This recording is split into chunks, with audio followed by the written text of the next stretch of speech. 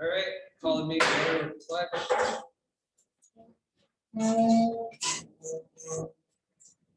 pledge allegiance To the flag of the United States of America and to the republic for which it stands, one nation, under God, indivisible, with liberty and justice for all.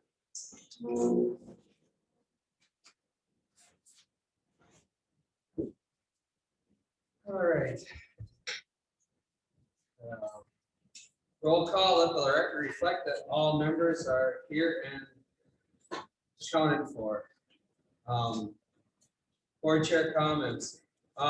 So this is tonight, it's gonna be the first night we're gonna try this consent agenda. At any time, any director is not comfortable with having anything on the consent agenda, I'm just gonna allow you to pull it by yourself. If you wanna pull it, we'll pull it, we'll, for discussion or for whatever reason. So it doesn't need not to be a good reason, it can just be a reason, so nobody should ever feel that they can't pull something off the consent agenda. With that, we'll move into approval of agenda. Is there any amendments want to be made to the agenda? Yes, I'd like to see two amendments. One, we have a resolution to accept $300 as a gift for the elementary. The second one would be amendment to allow the principals to do their bit right after the agenda under honoring of individuals and groups.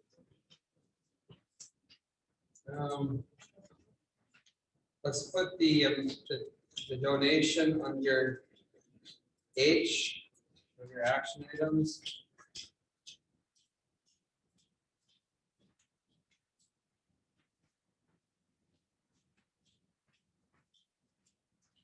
And if it's okay with everybody, we're gonna move the principal's reports right away with number 6.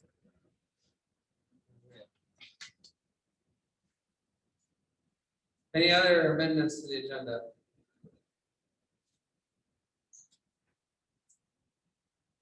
Any other amendments? Somebody like to approve the agenda as amended? So moved. Who was that? It was moved by Director Lang and seconded by Director Bauman to approve the agenda as amended.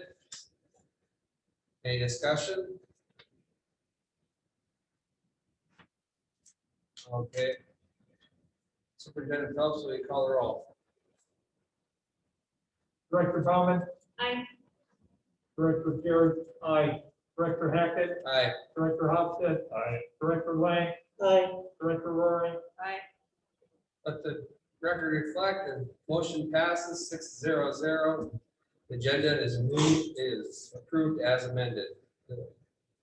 Okay, number 6, the honoring of individuals and groups. So we've got to find out first if we've got principal. Oh, there you are, right there. Why don't you step forward so you're on the camera? Scared me. Move over. Move over. Come here, Joel. Go ahead.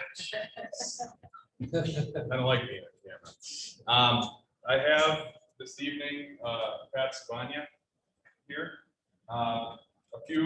This was something that we were going to recognize pre-COVID, and then COVID hit, and we started shutting meetings down and doing things virtually. But we thought it'd be a good time to do that. Pat, for many years, has been taking on our Saturday activity jobs. If we have a wrestling tournament, if we have basketball games, Pat has graciously changed his schedule during the week so we would have custodians on duty for those events. And the funny story was, a few years ago, we had another school come in for an event, and they made a comment to Pat about how clean our schools are, which then in turn, about a week later, which raised my blood pressure, led to them inquiring about whether they want to come work And Pat has done a great job for us for many years. Just a great person to work with, a great member of the team, good with kids. And it's indicative of a larger theme that I'd like to point out is if you walk around our school, I've heard teachers from other places and people come in and say, at the end of our school day, the building looks like a tornado went through it. If you walk around here at 3 o'clock, it looks almost like it did at 8 o'clock. And that's because these guys take pride in what this place looks like. There were years in the past when that goes for Joel and Micah and Shannon and Tony and the crews even at the elementary school with Mike over there and Karen. They have done a tremendous job of keeping this building up. I take a ton of pride in walking around here at any given time during the day, and it looks like it's fresh and it's kept up. Even our locker banks between periods, the custodians go through it and take care of that and sweep. And that is indicative of the pride that this entire crew has together, that they have in their own jobs, and in making this place look really good. So I'd like to take this opportunity not only to thank Pat for that time of giving up during weekends when he can be doing his own thing, he's up here making sure that we're taken care of, but for the entire crew.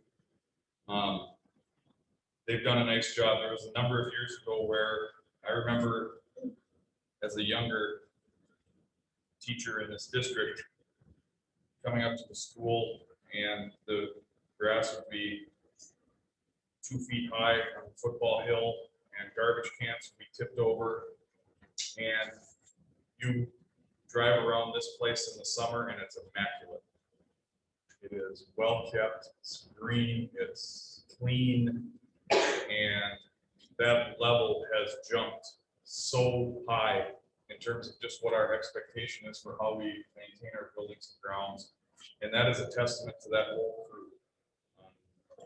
And we are very, very fortunate to have guys like Pat and the rest of the guys on the crew that take such good care of our facilities that when we walk in, my favorite thing is when we have game nights, is seeing kids from other schools come in here and they're like, this place is really nice.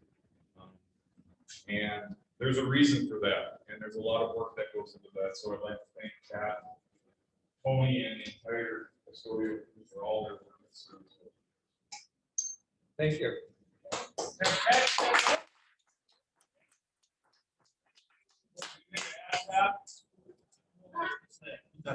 It's not all. Work hard every day. I appreciate it. I take pride in this school and my job. And so we do the best I can. Thank you, Paul. So Thank you.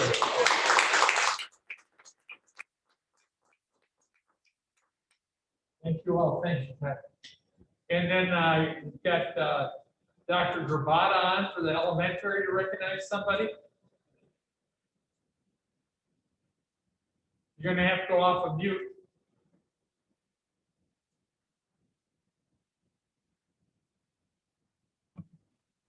There you go. Good evening. And I want to recognize Roger Kuklak and his family, but more than even Roger, his wife, Karen. Karen recently passed away after several years of illness. And I know some of you know Karen. Karen worked many years as a paraprofessional at the elementary and also at the middle school, high school.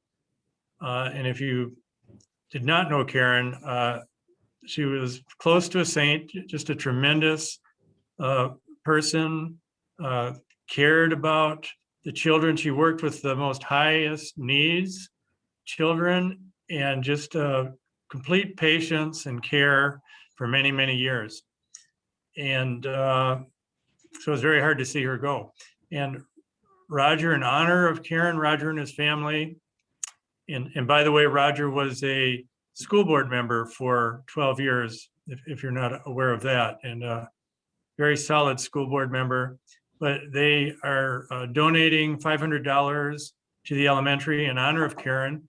And we decided to use that money to create a special book collection in Karen's honor. She was a reader, so we'll have a special place for that. I don't think Roger is here this evening. He told me he might have some problems figuring out the technology, but if you are here, Roger, go ahead and speak up.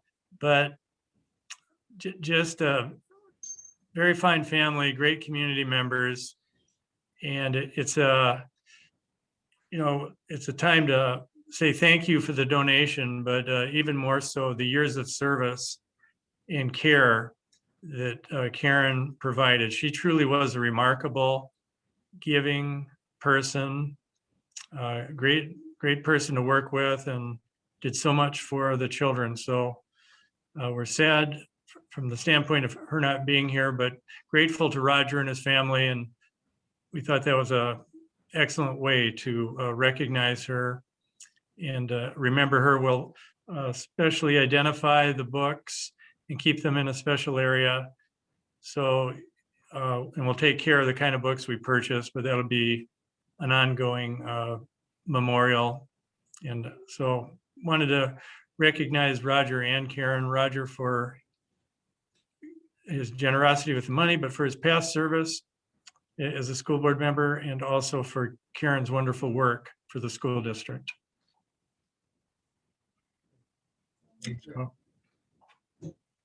Thank you. And I don't, like I said, I don't think Roger is here this evening with us.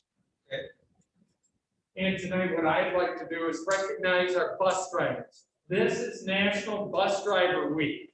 And as everybody in this district knows, we can't do it without them. We absolutely can't do it without them. And they're tremendous. And if you're not riding the bus, that's the first person that they see in the morning is that bus driver. And they help pick them up. And I don't mean just by picking them up for transportation. If they're down, they're talking to them, they're helping them. That's part of their job. And at night, they're the last one that see them. They do all that and they get them there safely. And it's not always easy, as we can testify with some of the roads. You never know what that's going to take. So I am so thankful for our bus drivers all. I already I recognized would name them, but I would probably miss a few.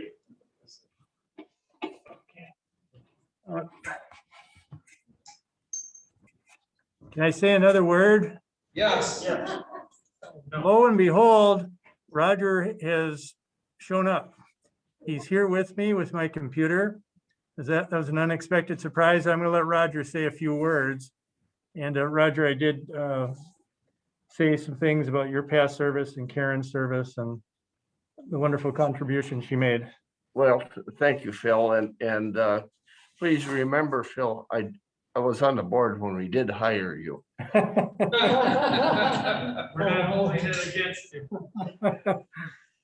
I just wanted to, I was going to watch you from home, but I couldn't figure out how to use the dumb thing because my age and computers sometimes don't work very good. But and I think you understand that.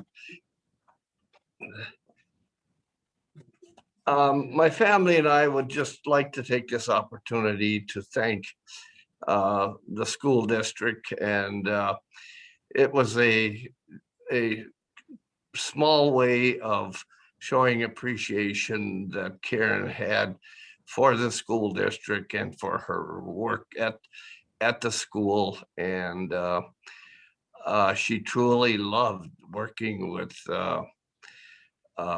challenged children. And that was basically her life.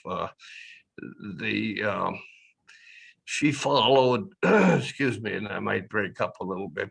She followed several students from the beginning of their education, and she worked with specially challenged students, and she followed them from the elementary to through graduation. And 3 of them came back each summer after she retired in 08, I believe. and she just loved those kids. And so the small token that our family wished to chose to donate in her memory. And we hope that her name will be remembered for a long period of time. Any questions?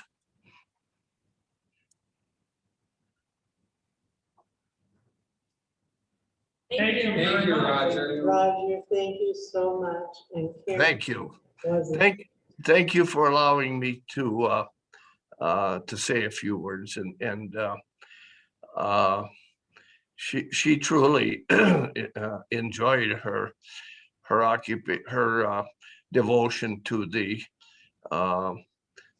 the more challenged students, and she loved doing that. So again, thank you. And there may be, as time goes on, there may be an ongoing contribution to some sort of relief or some sort of donation down the road. So thank you, folks. Thank you, Thank Roger. Thank you, Roger. Phil, do you have anything else? This is your time, so you get into your kindergarten roundup. Well, thanks, Roger. Yeah, thank you.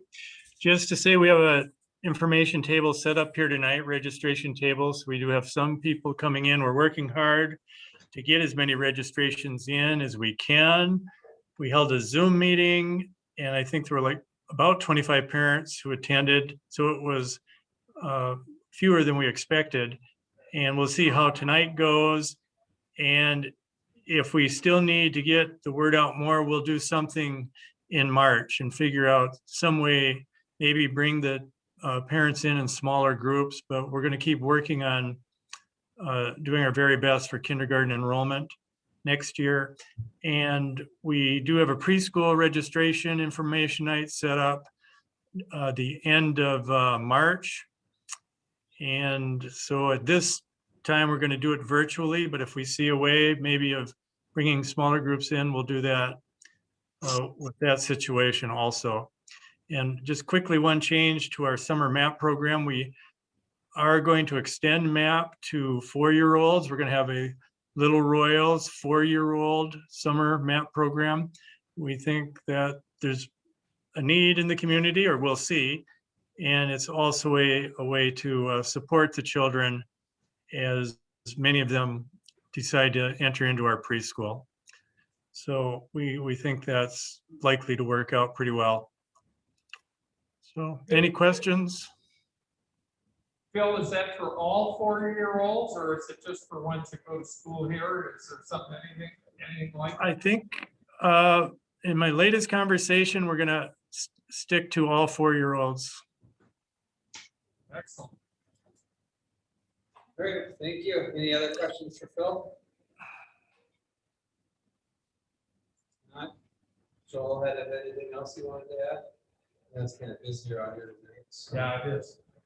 I don't see them online, so. All right, then we're gonna move on to recognition of citizens for input purposes.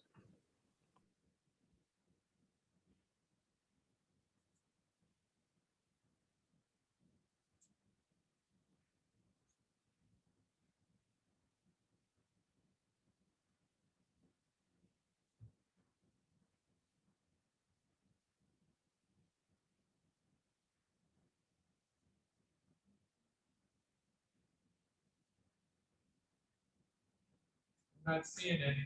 That's There's one person with their hand up this second. You see that, David? Kathy?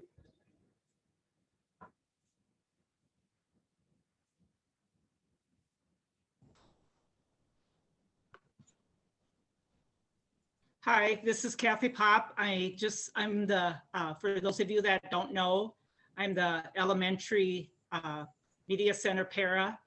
And I also wanted to personally thank the DeVrent family and the Kukluk family for their donation for books for the library. I had the privilege of knowing both these women Betty, years ago, I started cooking at the Legion, and Betty was my right-hand man. Never knew her before that, and we developed a friendship that lasted for years. Karen was my neighbor. We had homemakers together. Our sons shared a birthday 2 days apart, so we always have to check when each other's birthday parties were. I worked with her at school too, and maintain the friendship too. So I feel very honored to be able to pick out books that I feel like maybe I know what the women would like. So thank you to those families. Thank you, Kathy. Anybody else?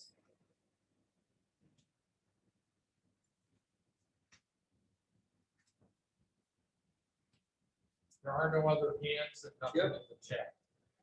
All right, we'll move on to board committee or news reports and news. We'll start off with board committee reports. I said I was gonna do that. We met, was it the 18th? Something like that. I don't even remember what day it was. Reviewed the policies that were listed. A lot of the changes are legal and I don't know, parliamentary or something like that. So you guys get a chance to read through them and have any questions, just let John or I or Ryan know, and we'll bring it up for conversation. Any other board committee reports? Finance committee? Yes, we did meet on the 9th. What Don had given us and kind of talked about the outlook and getting ready to do some budgeting and, you know, being,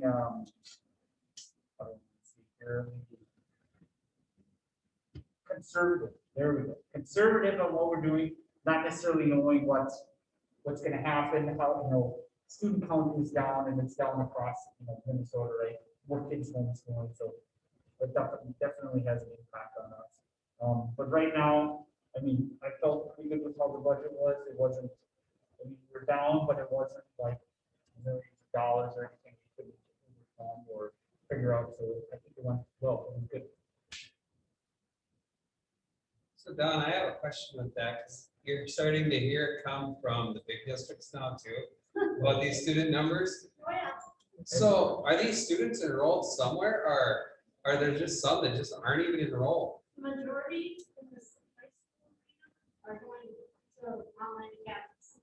And it's very troubled in the metro areas because we do that, this is just like nickels and sunshine, when we saw that we're closing our classrooms, and that's just that's like a honeypot for online school. So that's the majority of that. A lot of, in the metro online, but a lot of communities around here in the elementary, they decided to homeschool their kids. They wanted the stability of homeschooling, and I think that will really only last 1 year for the majority. It's a lot of work for parents to have to work in homeschool their child. So I think in the elementary stability, we will see a rise. We will come back and believe sort of where we should be. High school, you know, we also have that transient population in most districts. They're going to PSEOs. A lot in St. Cloud, North, or south of the cities. But most of the 10th and 11th, 9th, 10th, and 11th are on campus. And I don't think those numbers will recover as fast as our district see. Good. Any other questions for the finance committee? Actually, in regards to that forward down, do we know where, like, is it elementary or high school or across the board for us? For us, it's pretty even. Basically, it's elementary, the 7th and 8th, and we always keep a population of 11 graders, that are PSEO every year. So we really can't say we're down in 11th and 12th, because that number's pretty consistent to where they would go to be able to Brainerd or St. Cloud for PSEO. But our biggest tip was 7th and 8th grade, which shocked me. But we do have a lot of elementary. We lost 34 kids in elementary, but we gained like 17. So I mean, we still have negative outcome there. High school is the same way, but you know, when we look at the numbers right now, we're down to 44, which I explained at the meeting, down about 44 22 kids. And it's gonna go up because there was some others that left during the last month. We have a March report coming up. We'll need it then. Any other questions? Any other board committee reports? Any superintendent's report?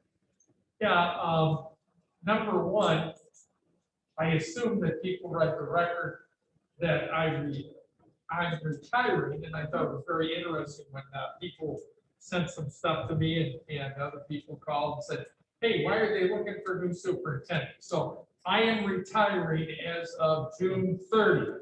I don't know why that was just one sentence, but I don't write for the paper. You know, so plus it's no big deal to me, right? I think it's a bigger deal to you. I also want to thank the board very much. I think what you're doing in working through Minnesota School Board Association for your hiring is a very good move, and the cooperation that I've seen with you people working together is just tremendous. And I know you will find someone that's excellent with that. With that said, the consent agenda, as we get to it, don't forget, anybody can pull out any part in it. And you move from there. All right? That's all I have tonight, because I've got some other stuff coming up. Business managers report? I'll be brief too, but it costs a little bit. I think it was great for first meeting with the 2 new members on the committee.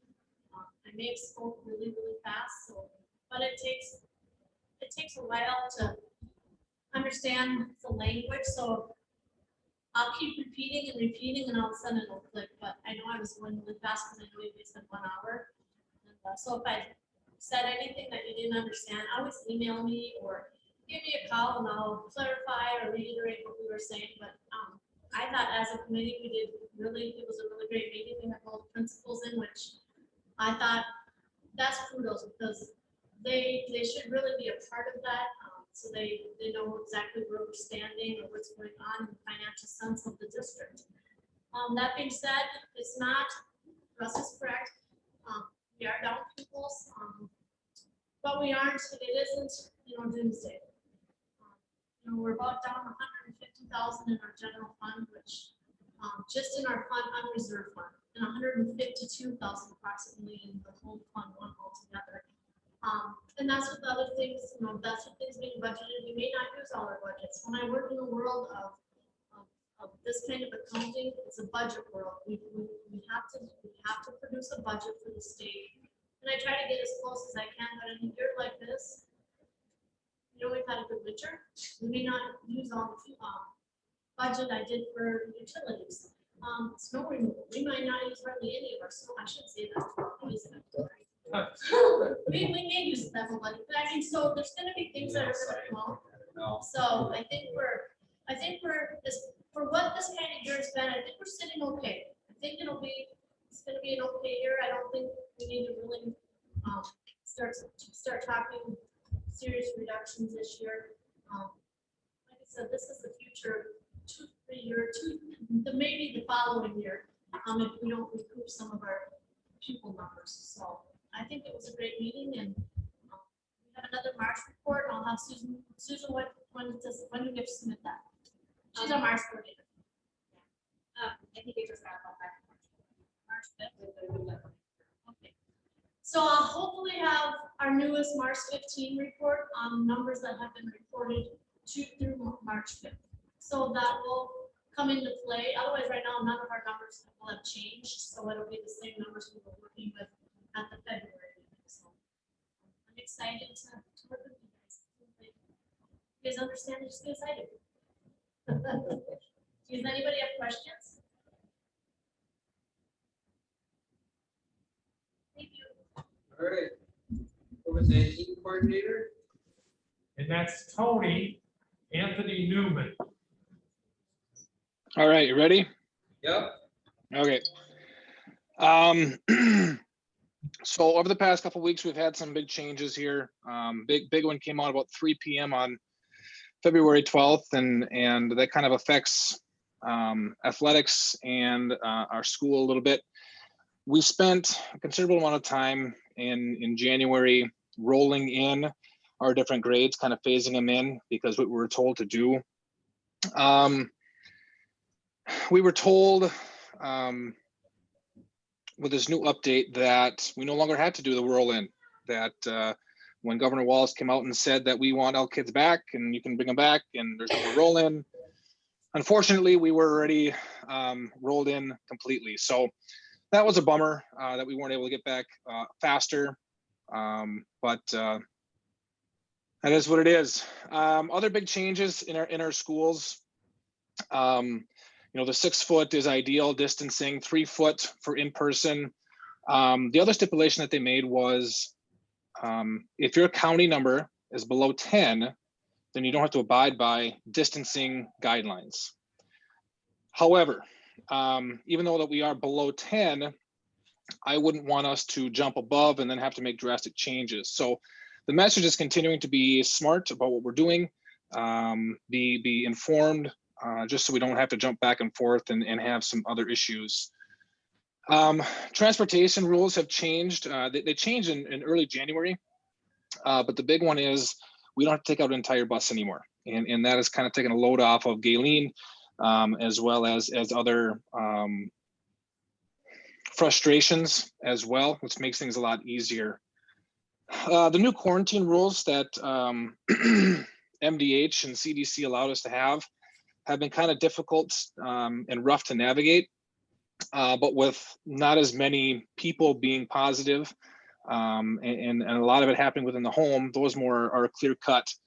It is challenging, not that we can't get a hold of people, but it just takes a significant amount of time to call, connect.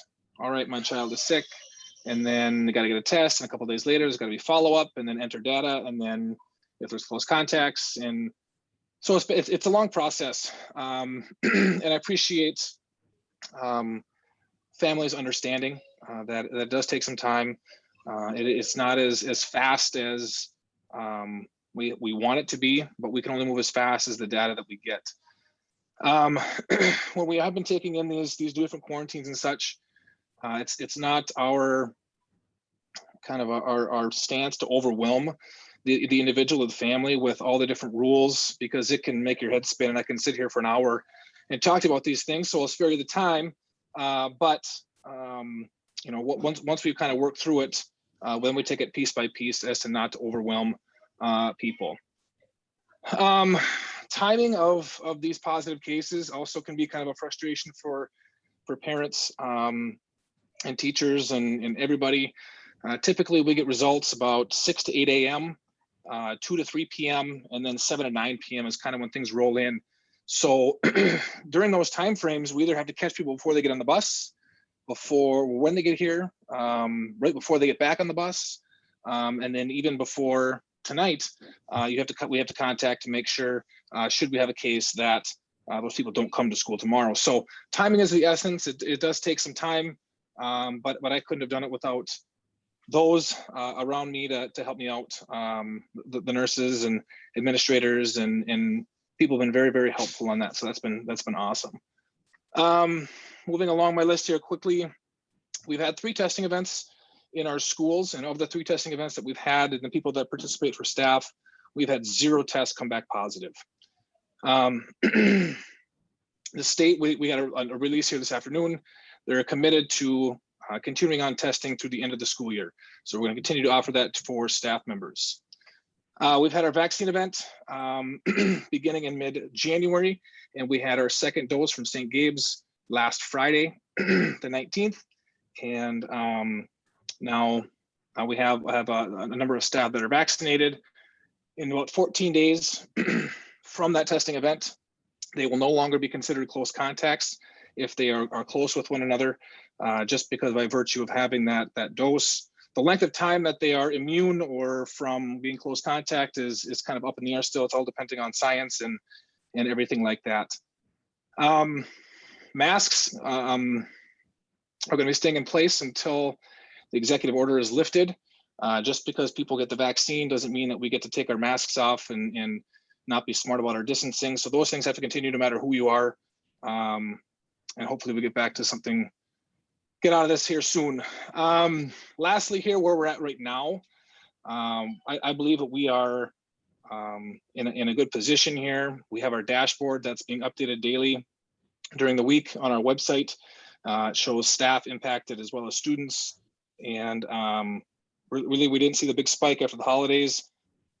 And we are kind of, our school community and community itself has been very, very good about following the guidelines and understanding the situation that we're in. So that's what I have. Any questions? And the reason I asked him to talk is I want you to understand what he goes through. I mean, at one time we had, what was the max we've had since the first of the year, Tony, for being out in quarantine? At the beginning of 21, Yeah, we had 20 kids out at one time, taken out once. all on one day. Yep. Each one of those families is called, not once, but several times. They're called to be notified, given the protocol that has to follow, and then there's a check going back. And I wanted you to understand that it's not just helter skelter and he doesn't make a decision. They are following all the guidelines. And I think that's one of the reasons we've been successful in keeping it out of our school. And it goes to Tony, the nursing staff, the principals, but also very much so to the parents. When the parents don't send a sick kid here, they're helping us. They really are. All right, thank you.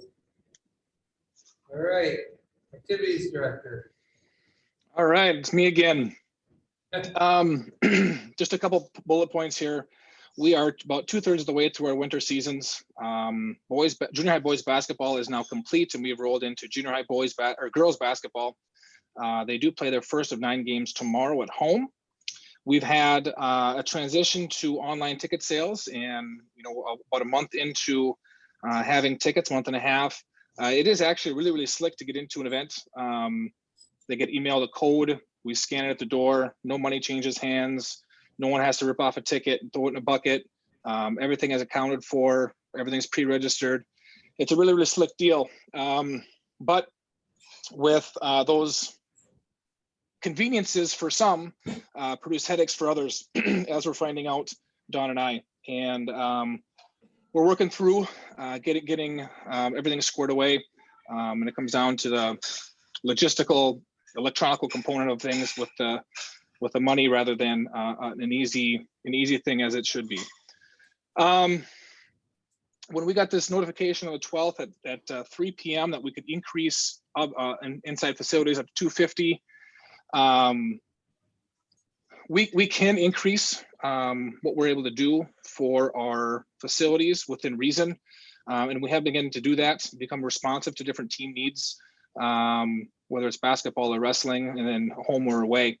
So that's been nice to do. For that reason, we are all moving all girls varsity and JV games to the South Gym for the remainder of the year. Usually they play in the Central Gym, but the South Gym provides more space and more seating so that we can have equitable numbers between the two programs. Our streaming equipment is up and running, working well. David tells me it's what you guys are using tonight. And we've had numerous complaints about how good it looks. The streaming, it's clear. You can hear things. We try not to do too much, not trying to follow too close or to zoom in. That just makes people sick.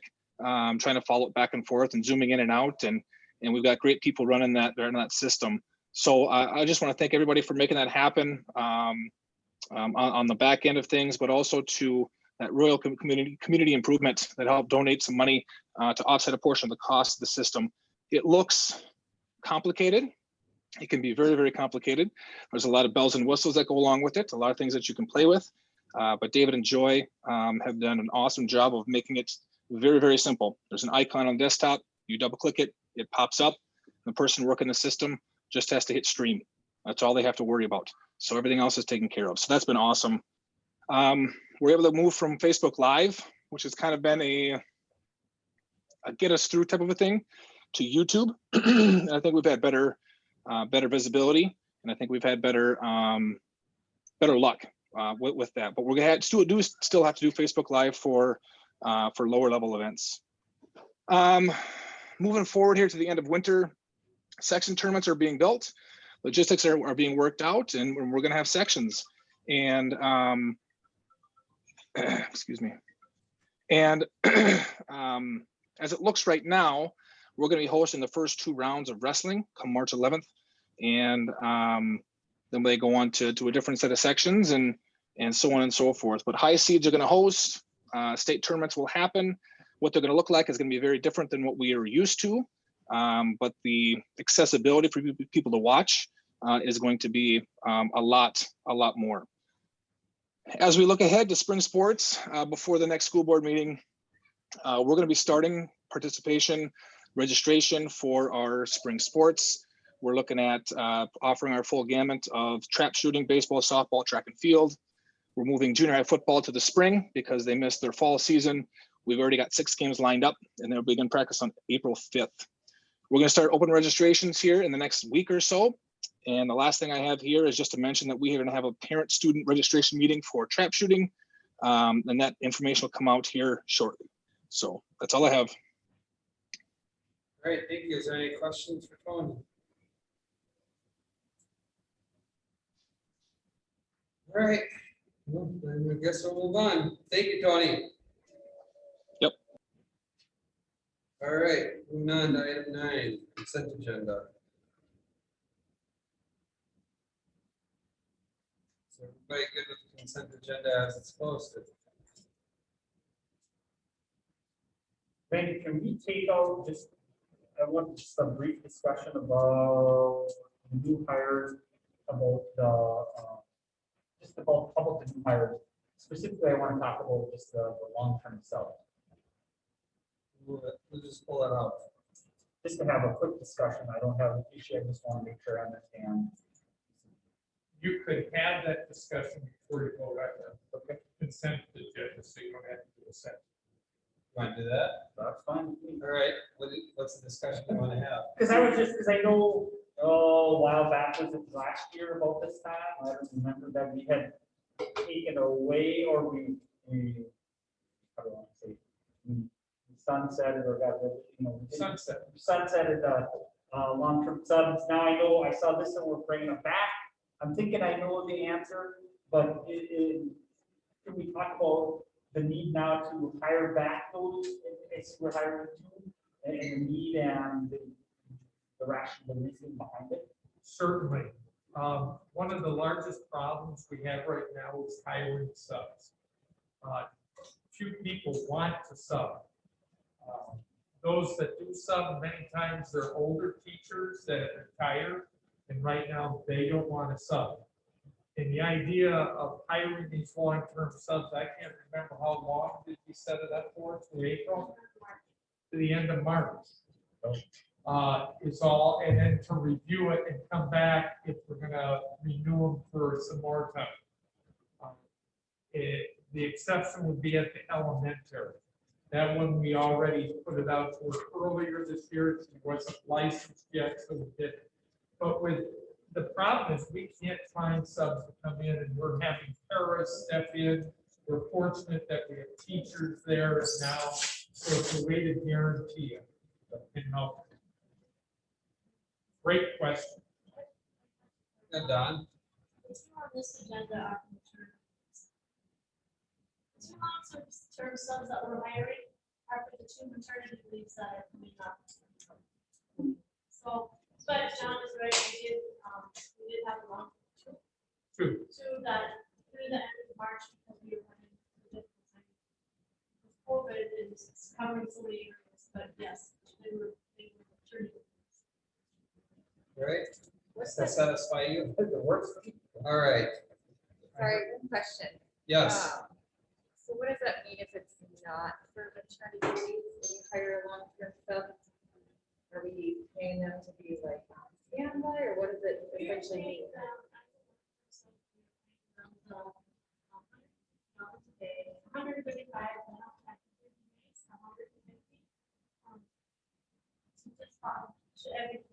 day they're here. They don't come on the contract. they don't have benefits, they just- that way they don't-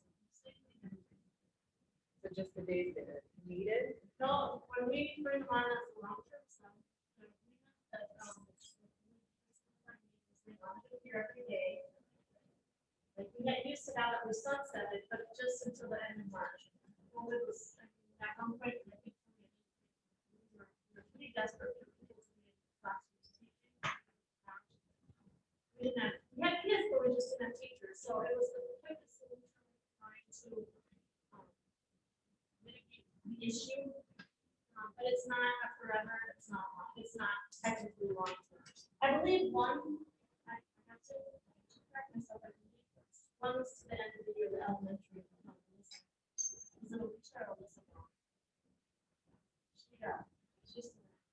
That must be a good.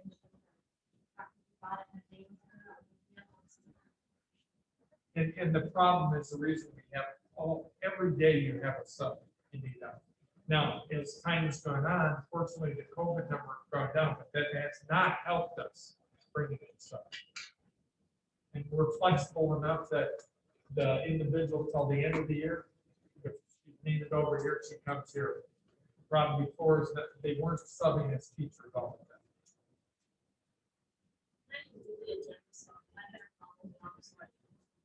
Keep track of what we're talking. I'm good. Right, does that satisfy you, Director Wright? Yep. All right. Well, I'll move the consent agenda A through G. Is there any discussion, further discussion? It's been moved by Director Hackett and seconded by Director Garrett to approve the consent agenda items A through G. Any more discussion? Superintendent Phelps, will you call the roll? Director Bauman, Aye. Director Jarrett. Aye. Director Hackett, Aye. Director Hofstad. Aye. Director Lang. Aye. Director Roaring. Aye. Let the record reflect, this motion passes 6-0-0. All right. Moving on to item 10, discussion, information, and action items. Policy readings, the first readings of policies. We got 2 406s. I don't know if you guys have had a chance to look at them. I think the biggest thing is that one's going to kick the other one out, right, John? Yeah, there are 2 forms, and old form doesn't do it for us. As a matter of fact, I put that in there, and then 406 form. Matter of fact, Susan, I'll sit down and look at that and get it fleshed out a little better for our next meeting in March. Okay. And then there's the actual 406 policy, which is updated the way the state wants it. Okay. And we got 705, 719, and 905, which policy committee will read through them. Second reading, we got 419, the tobacco free, 516, the student medication, the 601 and the 607. After this meeting, I believe that if there's no more corrections, the red lines will be removed. So is that right, John? Correct. Yeah.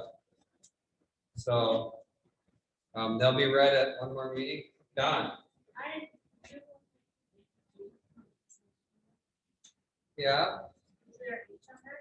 Oh, dude. No, that's the 10. No, there's an H. Is there an H? I'm There's sorry. an H. That's my bad. I didn't see the H. I mean. Well, let's just do H. That's great. How So did the that we get it motion right. read? A and G. Or was it was it? I moved A through G. I'm sorry, that's your board chairman at work. Yeah, we're all perfect. Doesn't it? Yeah, right. All right, I'd like to move that we approve item H on the consent agenda. Second. Yeah, there's a second. Is there any discussion? I thought you guys were gonna be hanging. Oh. Any discussion on item H? If not, Superintendent Phelps, will you call the roll?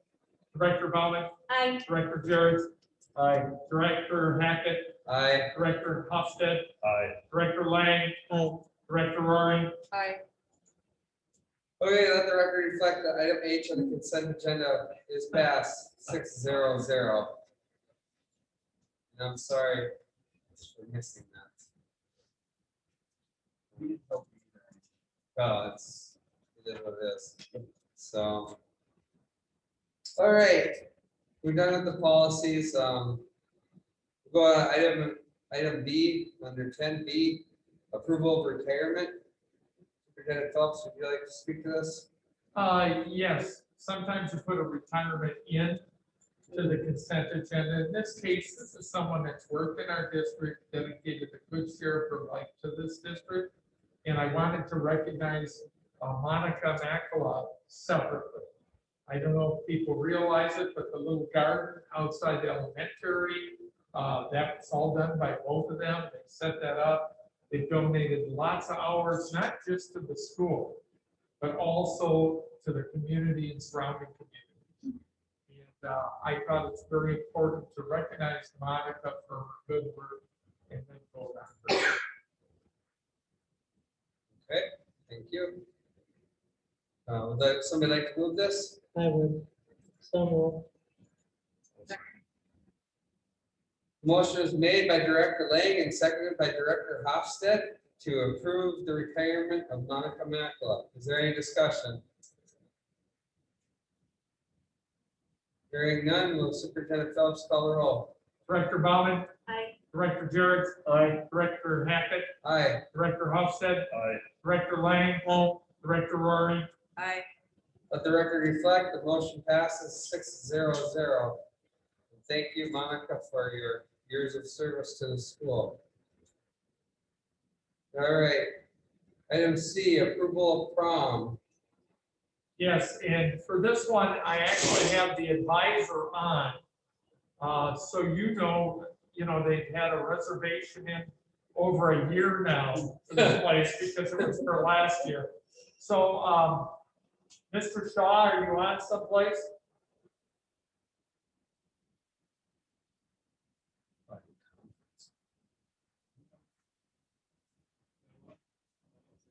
Oh, you're here? In person? Come on out. Face be seen, sir. Close to the camera. No, they don't see you. Nobody go in between. Yeah. I don't know if I can see.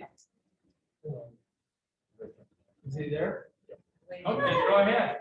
Why don't you give a little background, sir? So, yeah, I mean, last spring, we always book, usually right after prom, we book for the next year. Because for venues are being with wedding. We booked last year well in advance and then COVID hits. So we canceled our initial location and because they couldn't, we were trying to push it back. Hoping that, we didn't know, hoping this would be over. Right. Yeah. And so then we booked the second venue. The first venue gave us our refund of deposit. The second venue would not refund it, but would use it for the future project. And so basically, we're just, what you're approving is not a new deposit. It's just that we have a new contract with 2021 instead of 2020. As far as the venue goes. And then as far as the buses go, last year, they gave us a full refund. So no doubt this is the same. So realistically, I don't think that we gambling any money at this point because the one deposit we're not getting back unless we use it. Right. And the other one is will has in the past been willing to work with us and give us a refund. So we don't know what Grand March is gonna look like yet. And some of these things, contact with as far as What can you do? what can we do, what can't we do, and how close to normal can we make it? So we talked about everything from potential against that. We have to do a shift so that these kids have a few family members come and see them. So really, we won't know until the week or 2 out. Yeah, we got plans. Yeah. Depending on what we can do, so. So we're looking forward, it's just, the board has to approve all contracts, so. Is there any questions for Jeremy? Go ahead. Jeremy, I saw the drop off is 12:30. Is that too late for you? Can you change that or you can make that? That's actually early. Oh, okay, then normal. We've gotten home as late as 2 a.m. That's a long day. It is a long. Well, it starts about 2 in the afternoon, so, but what parents really like is, it's a long day for the kids, they know where the kids are. Trust me, that is the quietest bus ride you'll ever hear of. They are asleep. We want to hit a deer one year, they slammed on the brakes, there were kids sliding down.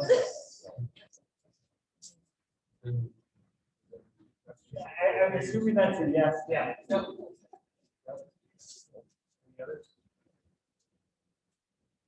You see services before for Northern Lights and Atlanta? I have not used them before. This would be the first time, but Zimmerman and Malacca High School do their prom there every year. They have a package where they actually provide a DJ. They will decorate using the theme that we have, so we don't have to do that.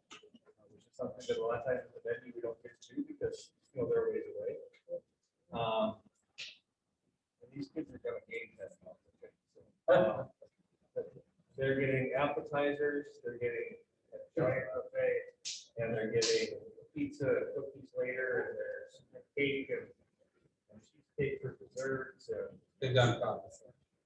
they've done it before. They know what they're doing. The way I understand it is the Grand March will be here. And then, so parents can take pictures. Well, obviously, there will be whatever restrictions we have to have. In the past, yes, we did show up, we they walked the Grand March. In the past, there was some time to take group pictures that I don't think it's gonna be able to happen this year. And then we go on the coach buses, the coach contracts. So they all get bussed together, they all get to eat together, have the dance, all that sort of stuff, and then we bus them all home. And do you have the chaperones lined up already too? The 5 chaperones that they're requesting? Not yet, so it's always myself. Sponsor, always goes. And then I let the prom committee pick the other. Okay, good. So we just started, honestly, we really just started planning when the juniors came back live in person. Okay. So I mean, we've only really been working on this about 3 weeks. So we haven't got, you know, we picked a theme and a location and that sort of stuff.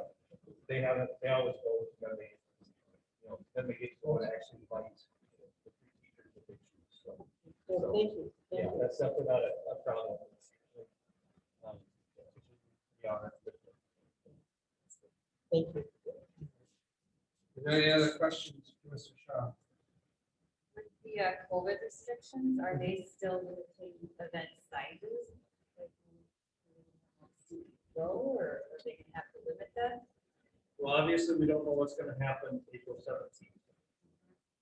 If we were going off what we're at now, I believe they're at 50%. Okay. Which that would mean this was, I think their capacity is 300 and 350. So, the last few years, we've been taking 110 to 120 students. The most we ever took was 146. So their capacity is 300. Is there a contingency plan if they say, okay, 25%? So, or what's kind of the backup plan? We're too soon to tell. I think in that situation, what the backup plan is usually try to find a different venue that. Like I said, last year, I mean, in late March, I was scrambling to try to make prom happen and move it back 3 weeks. So I'll do whatever I can to possibly make it happen. Last year, unfortunately, there just was no way to do it. Right. So that's what I said. Obviously, there are very large venues that are out there. I try to stay away from hotels. Really big venues tend to get attached to hotels. Yeah. So if at all possible, I hope we can go with this venue. As long as they stay at the 50%, would be fine. So I'm trying to be optimistic that it's gonna get better, not worse. So, but yes, great question. And the venue is under obligation to follow all state Yeah. regulations. Go ahead. Just one last thing, I thought Mr. Shaw has done a really good job with this last year. And going into this year, I think I teased him about signing up again this year. You guys like alternate, don't you? No, you don't, so I would say Jeremy has done a great job, stepped up tremendously, so I think a lot of people owe him, a lot of gratitude saying for doing this, so it's been, I'm sure it's been a headache. So we're very, yeah, thank you, Jeremy. It's like it. So, Yep. All right. Thank you, Jeremy. Thank you. With that, would somebody like to move this? Is there a second? I'll second. It was moved by Director Bauman, seconded by Director Lang to approve the bus and prom formal contract. Any discussion? Hearing none, Superintendent Phelps, will you call the roll? Director Bauman, Aye. Director Jarrett, Aye. Director Hackett, Aye. Director Hofstad, Aye. Director Lang, Director Roaring, Aye. Let the record reflect, motion passes 6-0 for the bus and prom formal contract. who moved it? Director Bauman. Second. Director Lang. All right, moving on to scholarship. We had Roger in and talked about his wife Karen. Donated some money for this, what is it, a micro library or something, and we're lucky enough to have a person in the elementary that knew Karen, and we'll be able to pick out books that, it's a really good story, but we have to prove this by resolution. This one is the scholarship you have now. This is the scholarship. Yeah. Oh, this is the scholarship I have now. Okay, $800 scholarship. It's a new scholarship, and it has to be approved by the board by resolution. all right. This is a scholarship, it's an $800 scholarship given by the Roger Kuplak family. Would somebody like to introduce this? Second. Yeah, just give me a second here.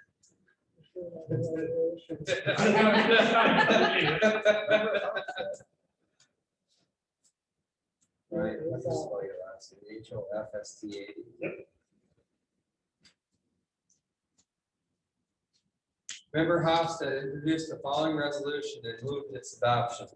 Whereas one-time scholarship to the Royalton School District from Roger Kuplak in the amount of $800. Therefore, be it resolved by the Royalton School Board to gratefully accept the scholarship. The motion for adoption of the foregoing resolution was duly seconded by Member Rory. Angela, help me with your spelling. That's what I was gonna guess, but I don't want to have to redo this, so duly seconded by Member Roaring, and upon a roll call vote being taken thereon, the following voted in favor of. Superintendent Phelps, will you call the roll? Director Bauman, Aye. Director Jarrett, Aye. Director Hackett, Aye. Director Hofstad, Aye. Director Lang, Director Roaring, Aye. Those voted for it and the following voted against it, no one, and the following abstained, no one. The foregoing resolution 600 approved this 22nd day of February 2021.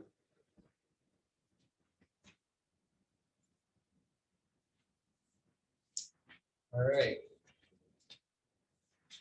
Moving on.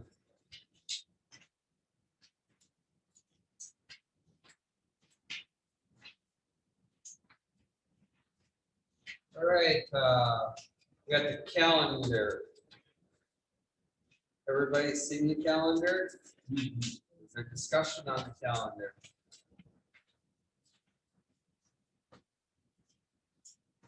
Was there any changes in the last calendar presented? No changes.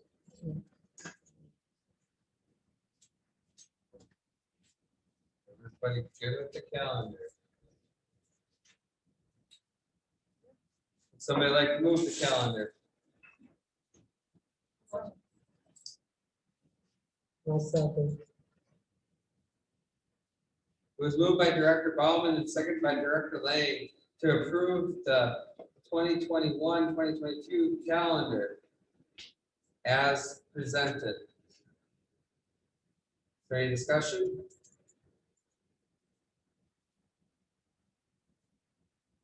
Hearing none. Will you call the roll, Superintendent Phelps? Director Bauman, Aye. Director Jarrett, Director Hackett, Aye. Director Hofstad, Director Lang, Director Rory. Aye. Let the record reflect the calendar is approved 600. Tower lease. This one I open up for discussion. If you want, you can vote on it tonight. The first thing is, does anyone have questions for me or questions for the tower company? John, excuse me, as it stands, how many years is this contract tying us into this lease? Initially, this contract ties us up for 6 years. It's renewed, or you can do away with them, but you have to notify them 6 months beforehand.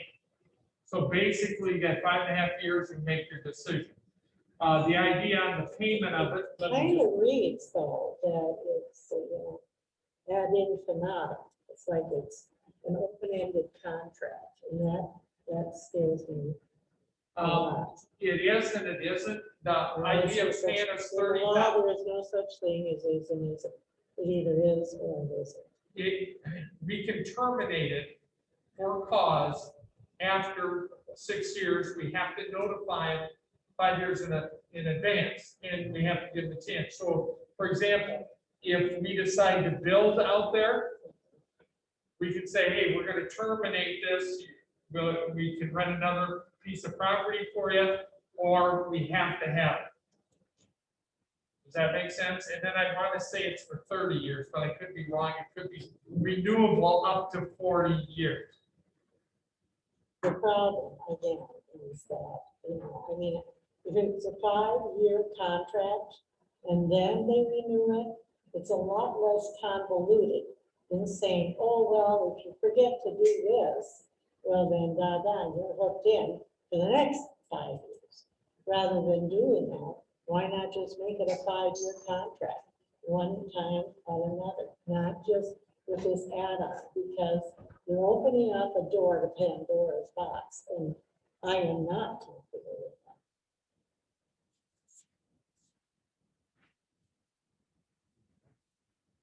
Be concerned too with what defines cause. If there's going to be some issues with that, But see, that's the other thing. arguing against it or saying that, what defines cause. What is cause for them as compared to us? Is it wide open or? Mhm. Right? That's like a clarity on that. Yeah, the clarity, and this is one of the pieces that the lawyer worked with us with through to them. And you can't just say, oh, we've decided we don't want you anymore. Because the idea of extending it, they give us the extra $30,000. Okay? But for some type of cost, let's say they don't clean up after themselves. and we say, hey, you've got some time to clean up, if you don't, you're in trouble. That's part of it. If we decide that we're gonna build on that area, we can say, hey, move it or else. Those would be two reasons not to continue with the lease. And I say to continue, it's not they renew it every year. If they don't renew it every year, then we don't get the $30,000. That's up to you. To me, $30,000, it might sound like a lot, but the long haul, that ain't much. The other thing too, John, is that came up when I discussed this with my attorney, was he was a little concerned that, okay, they're renting that tower. Are they also subletting that tower out to other entities that may need that distance or whatever, like say, I don't know, Dish or whatever would be out there? Are they doing that? And do they have the capability and the go ahead to do that? Because they're making money off of that. Oh, We're absolutely. not. Absolutely. That's what tower companies do. Originally, Verizon put it on, and then they gave it over, or they leased it, or gave the permission over, and we agreed to it. I had to get that piece to allow them, this tower company, to do it, and that's what the tower company does. I think I shared with you at the last meeting on the one that I had at my former school. We had 3 different antennas off. There's a different kind of movement that is moving or going on now with connection with cell phones and stuff, and that's smaller companies do it through Wi-Fi. And that would suffice for many smaller companies to do it. I know my son is involved in one of those, and I had an extensive talk. So they would rent them a place on their tower to put it. But it's not their tower, it's the No. school. It's their tower, they own the tower, and if, let's say, they go bankrupt, they have to move it. They're obligated to move it, that sort of thing. So it's not ours. We're renting them the property, the tower and the building are on.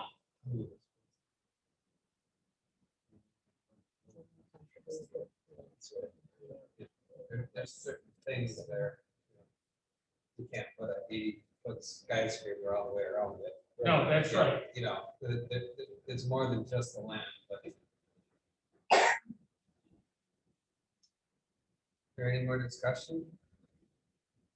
John, did our attorney, with the corrections or the changes we made, they were comfortable with it?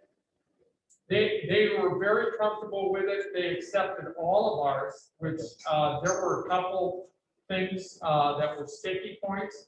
The thing that our attorney mentioned was the same thing that Director Lane brought up, is remember, and I just got done telling Dawn this today, remember, this is something we have to review at the end of 5 years. Do we want to continue with them? Have they been doing the right thing? Have they been cautious and careful with what that's going on? And in the past, that wasn't there. We made sure it's there this time. And after that 5 years, how long is the next one? Is it then the 30, or is it going to be another 5 years? We have to, well, 6 years, but at the end of 5, we should have that discussion. This district should. And if they go, this ain't working out, they got trucks in there, we can't get our buses in there, we've talked to them, that continues. Enough is enough. And you, matter of fact, you could terminate it for some things within 90 days. Other things you have to hold up. So far, the relation's been very good. Twice in the 4 years I've been here, they've made modifications on antenna as it is. Yes. And I'm neutral on this whole thing, just so you know. I just wanna the board know this is not in the tower. It's been here a while. We're just looking at this sort of way. How long has this been, or how much time's passed, what did we get out of it? So that's why the attorney's not involved in that. It's not, it's been there a while. As far as I can remember. Yeah, exactly. Not that it's here or there, just one business not in the tower. When I was on the board initially, that's when it was put up. The big one, That's right, the big one. not that little metal one. We're still trying to get to the bottom of the metal one, because there's no records of it. I was just gonna say, with real estate, it's pretty common to have, I mean, a lot of times when like the government leases out lands, you're doing a 99-year contract, so that's pretty common for those type of things, but what you're saying is it's a 30-year contract, but technically every 6 years, if we give the correct notice, we could get out with the contract. Correct. So every 5.5 years, The sticker though is for just cause. There's gotta be a reason. Well, your just cause and mine might be two different ways, and that's my concern too. does it list out what the causes have to be, or is it open-ended? It's open-ended. It absolutely, and it obviously gives both parties something to argue over, but if we brought something to their attention and it's not taken care of, let's say pieces start to fall down from it. Doubt if that'll happen, but if it does, we say, hey, we gotta terminate this, or you gotta take care of it, or it's terminated. You have that ability to do that. The thing, our attorney, I'll go back again, was very concerned though, that people are aware of it, that you don't just forget about it or automatically continue until the time expands. And what you talked about is very true. That's why with the power company, I did what I did. We limited that to 20 years. That's why it's my concern. And we've got another issue with a contract that was done with the state and DNR that we didn't even know about, which I think I brought up before. And all of a sudden we got not really dinged on it, but they said, hey, where's this? Where's this? You know, we're going, what are you talking about? I thought it was a nature trail, and here it is, that first baseball field.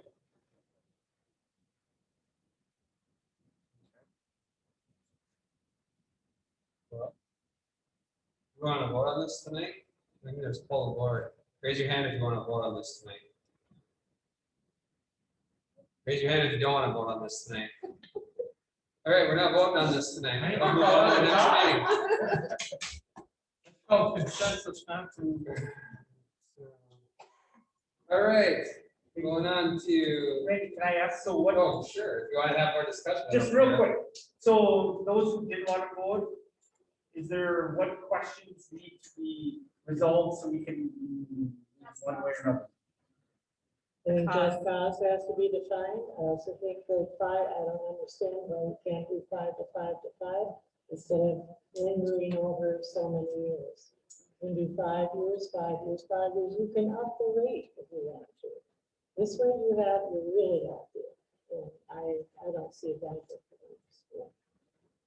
Consensus is John will give more clarification on this house and the terms of the contract. Yes. Correct? All right. I just wanted to see it, because this was originally brought up in December. So since we started in January, we haven't even seen the contract. I gave it to you at the last meeting. Okay. There's that. So if you look in your We should. file, you certainly can. Right. Yep. Let me know if you need one. I'll print off another one for you. Send it electronically again, John? Yeah. Just, Absolutely. All right, I'll CC you those. All right. We're gonna move on to contracts. Yeah, and this one's a discussion tonight, and I didn't put in. So you Before can we bring it up. start, I just want you to know, Tony just texted me, he has never done it this way, where it was the whole board. It's previously, for his tenure here, it's been 3 members, and this negotiation, then it goes to the whole board. So he just texted me, not understanding what was going on, so, he didn't realize the whole board was gonna look at We're it. just looking tonight, though. Right, he's not Okay. used to that, so, All right, is he okay with it? I don't know, I think he's on. Are you there, Tony? What? He's probably muted. I'm sure you keep them on. You didn't hear that, Tony. One of the Dustin, board you're members right, said, "He should I have been think on he's you." okay with it, unless he would have said something. I'm here now. Oh. Are you okay with this or? Oh, yeah, I was Okay.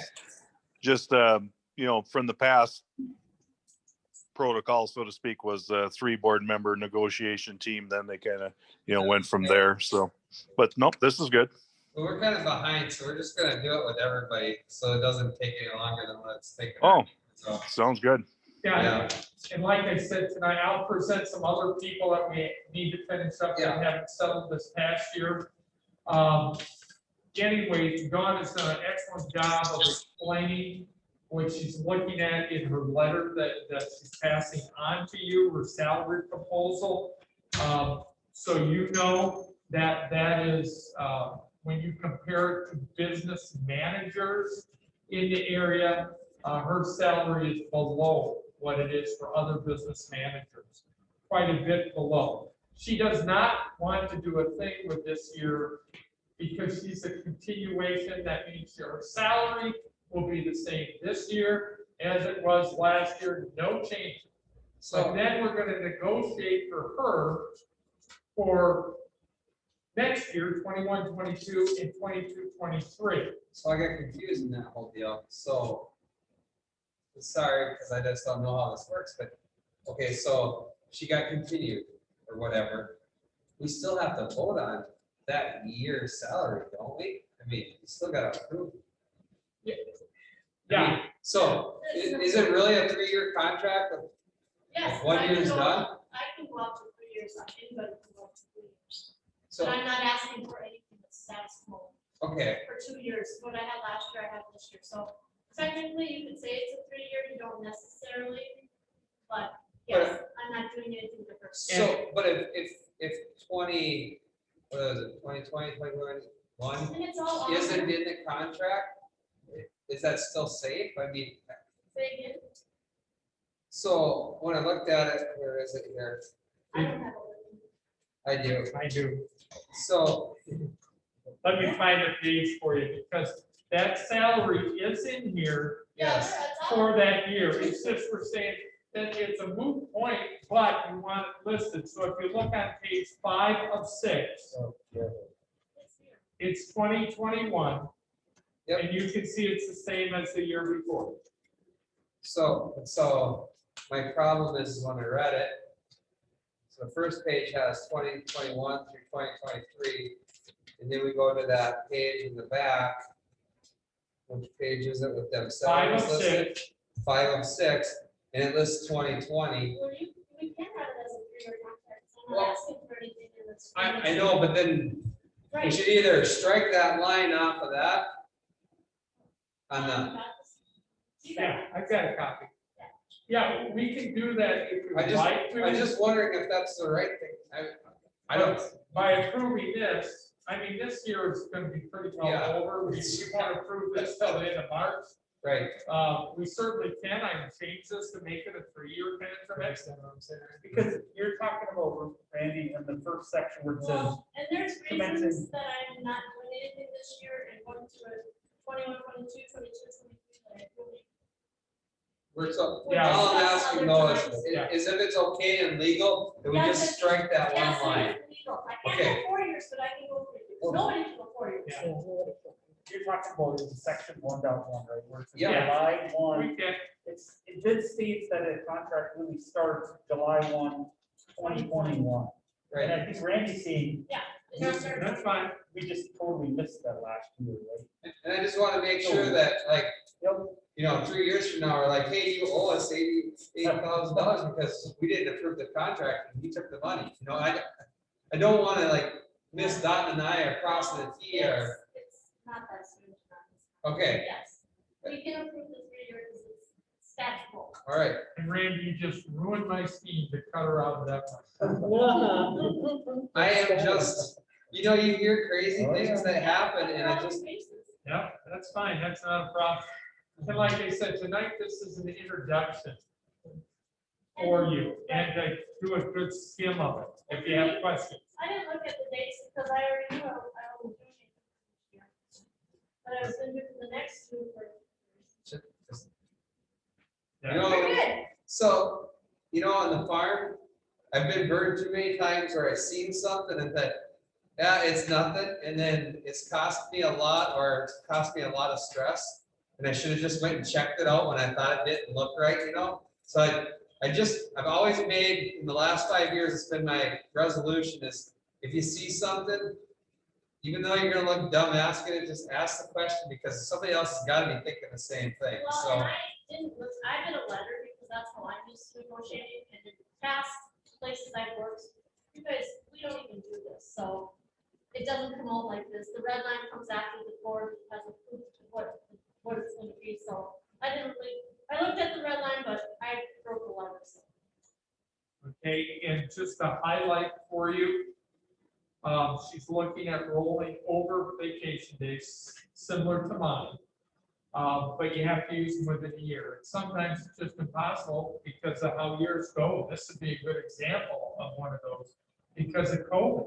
Your first year here, it's almost impossible because you're trying to keep up. And then at the time of retirement, or both sides agree to it, then you would pay those out. John, let me take the floor for 1 second. Sure. So, for the new board members, Yeah. this feels really uncomfortable for you right now to be talking about somebody in the room in an open meeting. It's even more uncomfortable when we're not virtual and there's people sitting here. So if you're not in a union, we negotiate with them in open meeting at all the time. And it does feel uncomfortable and it's weird, and you just gotta get over it. And I will say though, not that I want to forward. no, it's fine. Before John got here, I don't think it was handled that way. So I think it was a little awkward for everybody at first, and I'm not used to negotiating that way either, to be honest with you. We did have a committee, and then it came to the board with the recommendation. So this is a little different for everybody. I'm used to it because, well, I'm not really, because this is my first time with this. Yeah, it's just, It's how it's stated though in the law. yeah, I know. Yeah. And It doesn't matter. so, So I just have a general question. So we kind of, I noticed these are pretty similar. So we must start with somewhat of a general contract. And then if they're non-union, you guys can then go through it and say, this is what I want, or this is what I want to add to it. So these could essentially, for any non-union staff, it could be different, or how does Yes, that? they're different because administrators have their own set of contracts that are templates that administrators use. John is an administrator, I'm an administrator, the two principals. And then it comes down to, and it all goes through legal counsel. All these are originally constructed by our legal counsel and versus statute, bylaws, all that good stuff. The non-union, that is an agreement, that's not a contract. Statute says all non-union hourly employees have an agreement, not a contract, because they're at-will employees. And teachers, they have a master agreement, which is the basis of their contract with their. Now, this is similar, if you remember, to what she was talking about. Public, even for negotiations for the superintendent. yes, that's So a really that, good ramp up for it. And their contracts are severely cut and pasted. So, they start out with a legal document, we cut and paste on it, and then we send it out, and make sure everything's right, and get it back. So yeah, that's how the changes happen, is a lot of cut and paste. then on the second page, if you notice, the 120 days could be paid out at 50%. That's an increase. I believe for you, that's an increase. It is 30 now. That's kind of 50% of the current rate upon retirement, isn't it? That's an incentive to help keep people here.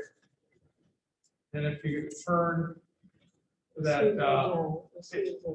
The other thing with this particular employee, I'm acting like you're not here, all right, is that she goes well beyond what a business manager is expected to do. She's been in charge of the food service. She's been in charge of things that really, she's been the human resource person for the district. These are positions we would have had to hire people to do. And Don has assumed those. And I don't think that we, I mean, this is just a gift to us, I believe. I agree with you. That's why I said it. She's well underpaid compared to other business managers in the area, so they don't have to do these things. Don't take this one personally, okay? The other thing we have to assume though, is that this is a position, not a person. So for once, if we're gonna change roles, I'm gonna have the back of the district here that she may not be the person, or whoever we're negotiating may not be the person in this role, and as we change these contracts, that's going to change for that person, so that's always the tough one to try to remember too, is that we're negotiating a position also, and we should keep that in mind when we negotiate into the superintendent's contract and all of it, that we're. And I agree with Randy, but I will tell you, you can do your research. I am $4,000 to $6,000 overpaid. So Yeah. that position, not just me, that Ah, position. yes. So, I mean, I'm gonna defend that Yes. position as a business. Perfect. And then we already talked about page 5, 6. And why that one skipped over to the next page, I don't know.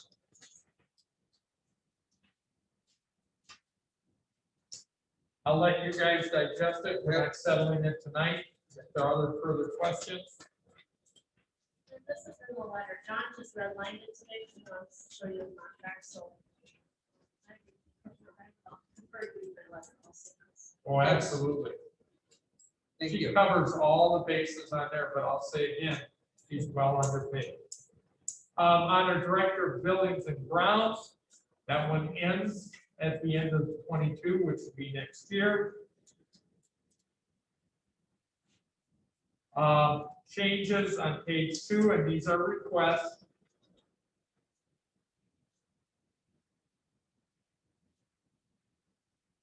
Sorry, just to clarify again, so we are to be reading these over, making any suggestions and vote on it next week, or Whatever red line, yes, whatever black is already established in the contract and is not being negotiated. I guess we should establish that. Yeah, red line. Anything that's red line, if you look at mine, all red verbiage, that's what I'm potentially negotiating. It should match my letter. Anything that's in black is not being negotiated. I'm sorry for explaining it. Hey, Russ. And I would say too, just to clarify, it's a negotiation, right?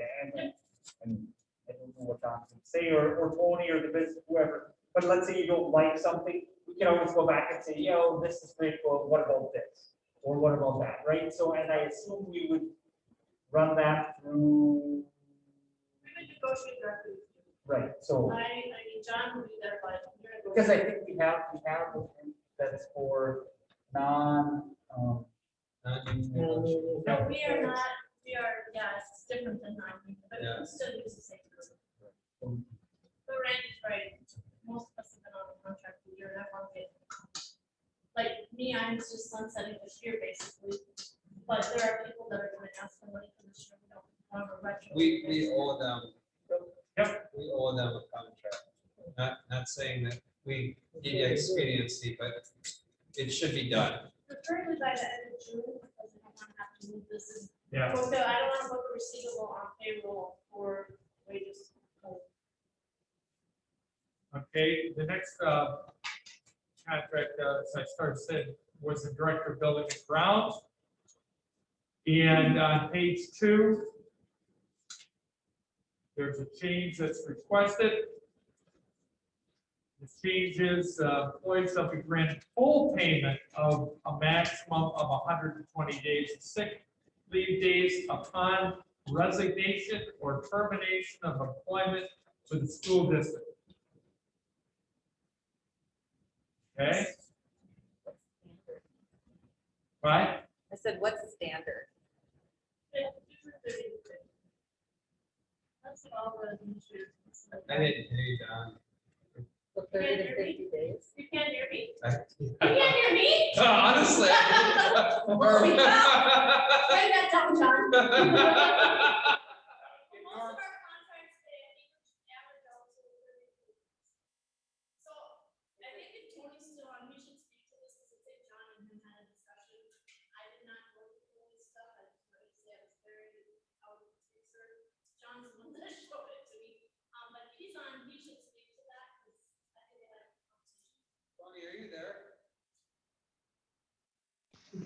Yes, I am. Would you like to speak to that? Some reason, oh, there we go. Now I can hear you. What was the question again? All your sick leave at the end of your 10-year year. I didn't understand that. We're under section 4.3 in your contract, the payout of sick leave. You want to Yes. speak to that 1 second or minute, whatever? Yes, I just, when I was reading my original contract over, I seen that the accumulated days of up to 120 days of vacation, or not vacation, sick leave would be basically gone once I leave without any payment for being a good employee and not using them. You get what I mean? There's really no incentive to not use these things at will, so to speak. You know, I mean, you either have a good or a guilty conscience or not. You know, and I'm not that person. I have a very, very good track record, and I hope to never use these sick days. You know, I mean, right now I'm healthy as a horse. You never know what happens in the future. So those things are, the sick leave are there for that purpose. But all of a sudden, when that time comes and I'm 65 years old and I've got 120 days sitting there and they're gone, and there's really no reason, you know, why shouldn't I have taken them? You know, because the person that was either sick or abusing the system got paid the full benefit and costed the district some money because they needed a sub for them and such. So. All right. Now, Thank you. One of the problems I have with this contract with them, there was no place to pay him up. It said he could accumulate up to 120. What's the incentive not to use it? So I think there definitely needs to be, and you try to bring things into a line with everyone else, that I think it's important to pay them out. We can look at surroundings, we can look at similar groupings in the school district, but we definitely need to pay something out. Question came up earlier, yeah, a lot of districts, it's 30 to 50%. And the question is, people have to ask themselves, and we do have people that burn through their sick leave for one reason or another. We assume they're sick, we have to, unless, if you notice, there's a clause where we can ask them to come in and prove it after so many days. I'm not actually very familiar with how the school does sick leave days. So the 120 days, they can use that and say, anyone can use that for the school year? No, yeah, no, you accumulate so many during the school year. Okay. Yeah, similar to that. If you look up in the section 4.1, this is great discussion, by the way. The employee shall earn sick leave at a rate of 15 days per year. 1.25 days per month is what I earn, which may be accumulated to a maximum of 120 days. So that even tells you how you do it. By the month you get it. That 120 days is forever or for? You can only go that far. So for example, for me, I'm under the same thing. I will get up to 15 days this year if I don't use it. I've been using them for obvious reasons. And when I use them, then that's subtracted. Okay, I can keep earning them until I get 120 and then I lose them. And that might be something the board wants to discuss at another time. I shouldn't say this out loud or drive Don crazy. Is that maybe you should look at giving them something for being that diligent to be here all the time. They have more than 120. Don, do you have, is that what you had? Yeah, we already do it, it's over 120 days on our. So I have a dumb question on it. So let's say I assume you have people that have no sick days and you have people that got 120 sick days. That's right. So New Year comes, they have 120. They don't have 120. They It's, earn. it's. Do they have 135 and they can drop that and use them? If they have, what happens is you accumulate 120 days through the years. Like, you get 15 days a year. Or Right. 12, depending on time. So after 120 days, it's usually we pay out simply to the parents and bullying teachers, and it's these staff that they don't get paid out. But your question is, we have people that use all their sick leave and don't have. No, my question is, so. Yeah, do you pay them out the first day of the contract, or do they have the year to use those They get 15 paid out days? on June 15th, Okay, at the end of the year. okay. So it's not like, they don't even, my questioning is, why are we at 120 days if they never get a chance to have that, but they do have that full 120? Yeah, if they get to that, over that 120 days, then we pay out and they go back to 120 days. But we do have many employees that it's been conceived as a vacation benefit, and so in a sense, and not just, Tony is right, there's certain people that use it as a vacation benefit. And it's nothing about it, unless, it's a suspicious activity. In the different district I was in, the union president and his family were on vacation. Documented on Facebook. I mean, that, yeah, obviously that's not work, but I'm just saying, yeah, they're used pretty freely. And there are people that don't, a lot of people that don't use their sick leave, so they would like a benefit too. Yes. So like in Tony's case, he gets the sick days, but doesn't get the payout. So if he gets 120, he just is not accruing and he's kind of losing that benefit. Yeah, in because this contract. he's over that now, he's been that for a few years. He's still at 120 and just hasn't accrued in Yep, multiple years. we just clean it up a bit in here, drop it off, and keep it at 120 days. So I'm writing down in my notes, if 20 needs to learn how to golf. No, and don't ask him to buy any more motorized things either. Hear that, Tony? Now the whole community knows. I think that's good clarification. It is. It is. It's just I think we would Oh, suggest. we'll talk about it again. Yeah. Not that we're getting into negotiations at this moment, but like instead of, 120 days at once, that high liability at one time. Is it something maybe that you can start accruing and get paid out like the other union members or do different things? I just don't love that high liability, but I get his point. that Yeah, he's not using it. negotiation strategies for that, so yes, there are things to work out. So this is a back and forth, we could maybe make suggestions, if you liking that, or? Yep, this is, like I said, this is his first proposal, right? Yeah. Okay. So now everything from here, we get to negotiate back with them, right? And when does, sorry, so confused, but so that's the next regular meeting, then we do this again? Yeah, or we could call a special meeting. We maybe should, I think you need a few more special meetings. we maybe need a special meeting to go over these. Well, We do have, or we could wedge them into some of this other stuff too. Yes. Wouldn't it be better to have 3 people volunteer to negotiate these contracts with Don and with Tony, and then bring it back to the entire board? Because I know that you guys haven't had any experience negotiating a contract. And maybe this would be a good way for you to get your feet wet All of in us. negotiation. Yeah, only if you haven't done it. I've done it, obviously I get paid for my reason, contracts like this. The negotiation must take place in public.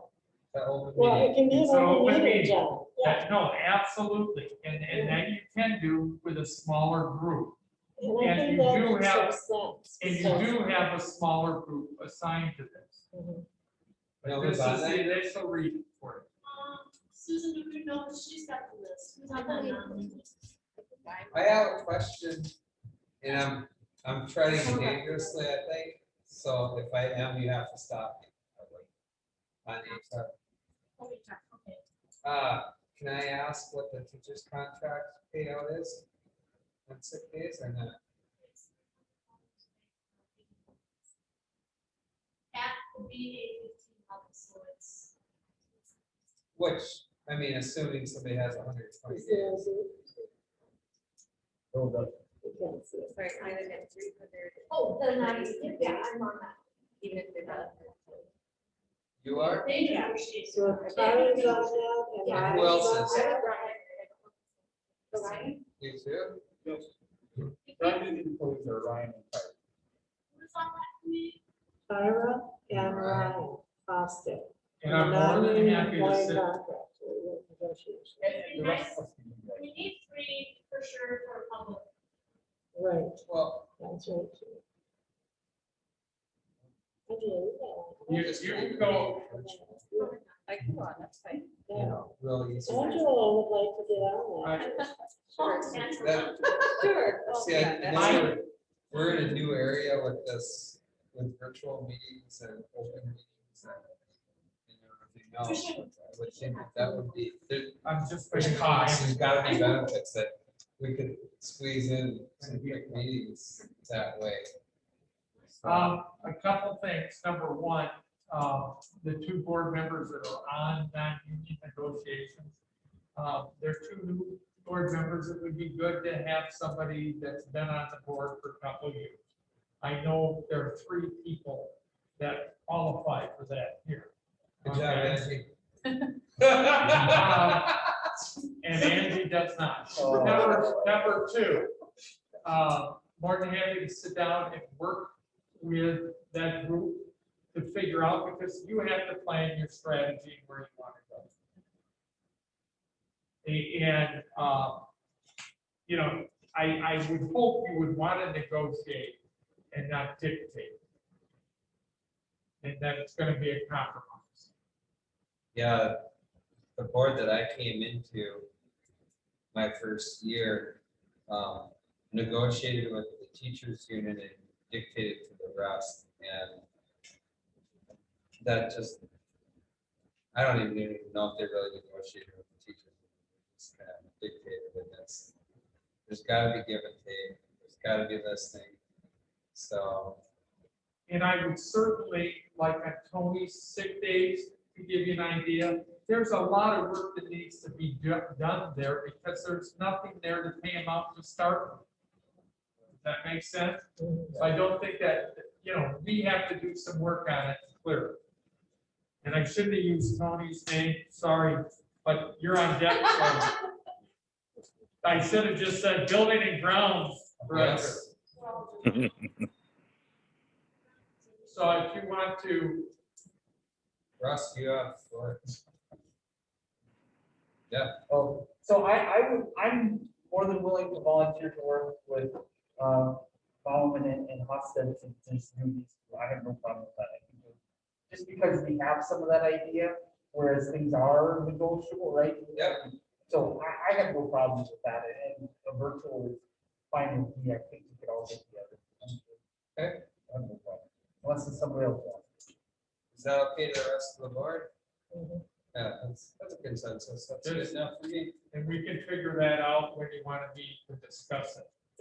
Okay, And if you want to negotiate it, that's a different animal. Then we have to be public. Well, I think at some point we will. Yep, absolutely. Just pointing out life insurance, and this is, he wants to go from 50,000 to 100,000. Nowadays, that 50,000 must have been left over from, you know, like, It was. 5 decades ago. To me, 200,000, but that's, I'm just telling you. I feel would be reasonable also for the other person. But again, whatever we do here, we want to do for everybody that's a 260-day employee. They're pretty valuable people. contracts. If you turn to page 5, you can see what he's requesting for an increase in salary. basically $2,000 for this year. And it'd be the same, he doesn't want to up it the following year. And I don't think he had one the year before, I could be wrong, I think he's been the same for a number of years. Depending on the duties, what's been interesting when I made contacts earlier this year, the duties vary on buildings and grounds. Some people, it's, you show up, you assign work. Other people, they're dealing with contractors and everything else, so it just depends on what that is. Then if you look down below, there is a list of things to contribute to a tax shelter annuity. And what he's saying, get rid of the number of years. I believe Tony's been here 9 years. And just go right to 2,000. Again, this was set up, and I get the idea of giving people incentive, but $300 in an annuity. Yeah, well, I'd like to speak to that for a second, just, I don't mind his idea. Shorten the years up and keep some kind of schedule in there. Well, it's not equitable. No, it's not. It's not equitable because the directors. That's the problem. I think that's. But can't we keep the, so are all the other directors at an amount right away? They're not on schedule. They're not on schedules. Oh, see, there's an answer. I mean, when I'm not saying this, I'm Yeah. very objective, but it's not equitable. I would say this original contract was probably done for a different person that did building and grounds. I'm sure it was. I'm sure it's And, 20 years old. and again, we can't look, but we also have to be competitive with other people or we're gonna lose them. You know, that's how it is. Duns is maybe 30 years old. There's no touch there. Oh, man, well, when I looked at how much, what's $300 in the tax shelter in the unit nowadays? Yeah, but if you would have been invested in Bitcoin 2 years ago. I didn't even know Bitcoin wasn't so long. I'm so long. There's another, yeah, and vacation is on there. I have 25 days, Don has 25 days.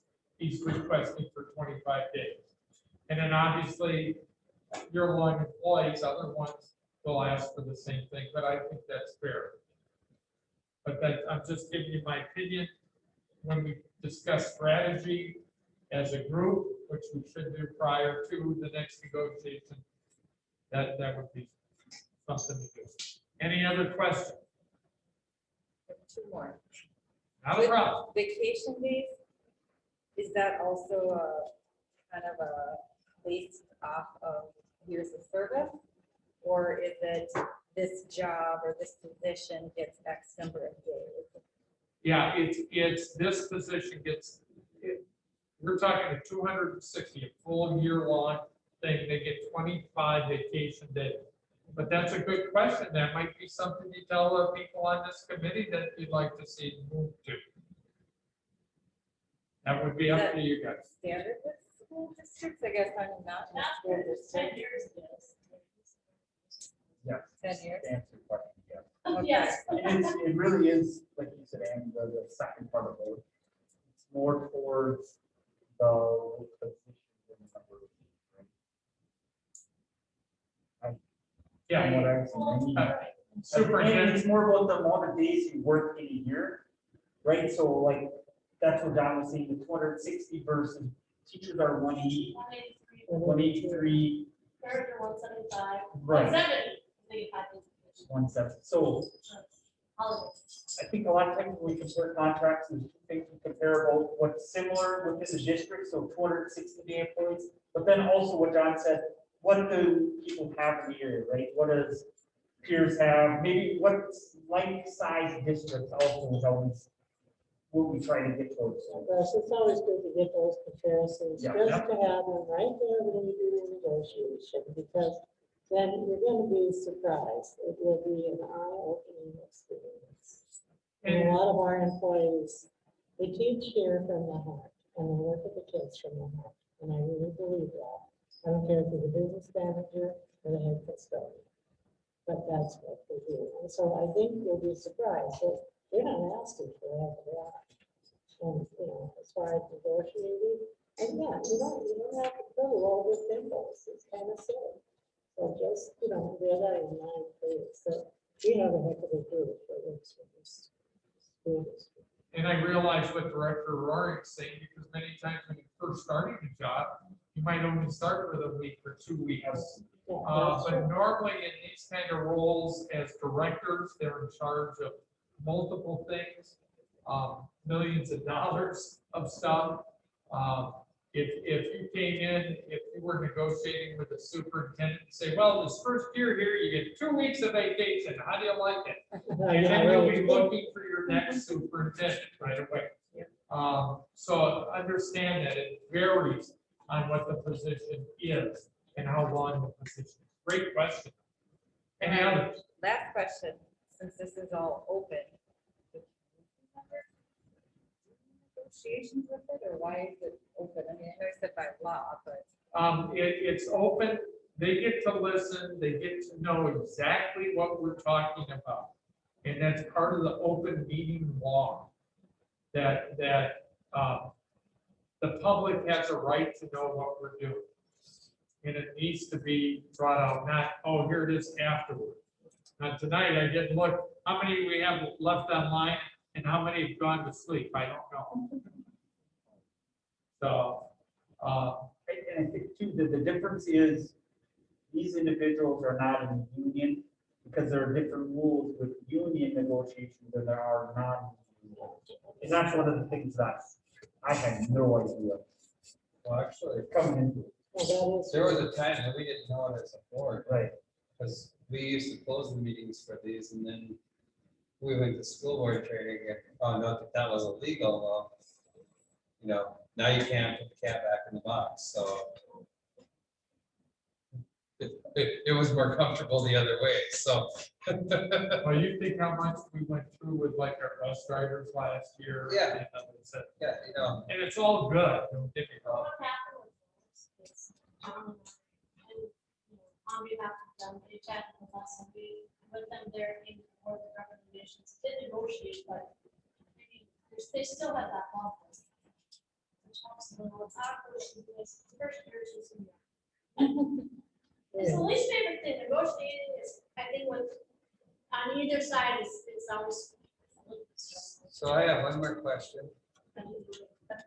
So in the little bit of training that we've had with the superintendents, with Lee and stuff, well, we could negotiate with a prospective superintendent with one person.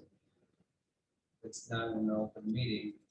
Can we negotiate with these people with one person?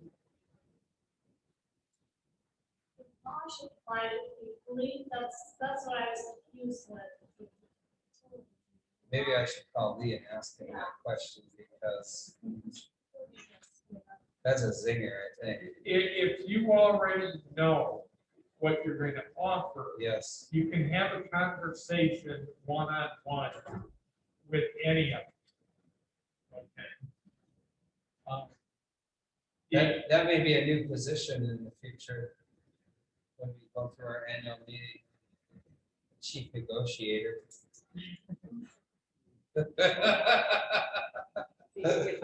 Well, I just, I don't know. I'm thinking as a next year, that's all. Well, Is it on the agenda? Okay. But we have- What's on the agenda? And then the other one, and I'll let you explain this one, added payroll benefit coordinator to non-union agreement. So, I know, I guess I'll speak to this. This was on the non-union agreement for years, and then, HR position that did payroll, and it kind of got taken off. Well, we got taken off. But I need to put that back on so we can pay her on that non-union. Right now, she hasn't had a raise because I have to have that approved through negotiation. Because we're on the non-union. And that's where it belongs. That's where she, yes, that's where that position belongs. Can we do that tonight? We can do that, yes, I'd have to come up with, and which it was on, I'll just build it up from where, when it was on the non-union agreement. Well, then let's get it built and, to bring her into the. yeah, get her in there then. Yeah, and that can be an action item tonight, because the sooner we get that done, the sooner we can. Yep. get this We can established. direct you to do that. Is that what we're trying to do? Yes, you can definitely direct them to do that. Because it's a part of an existing contract, right? Correct. So. I'll move that. Somebody want to second that? I second. That we reinstate the payroll benefits coordinator. Was moved by Director Hackett and seconded by Director Hofstad to approve the adding the payroll and benefits coordinator to the non-union agreement. Any further discussion on that? With that, as a number, bus drivers, negotiate with nurses, technology, all that good stuff. That position is asking for $500 to go for wages. That's the only change. Yes. And you're gonna create one of these. so you can look I am at it. not going to create a contract, you will go on the non-union agreement, to get a notice of assignment.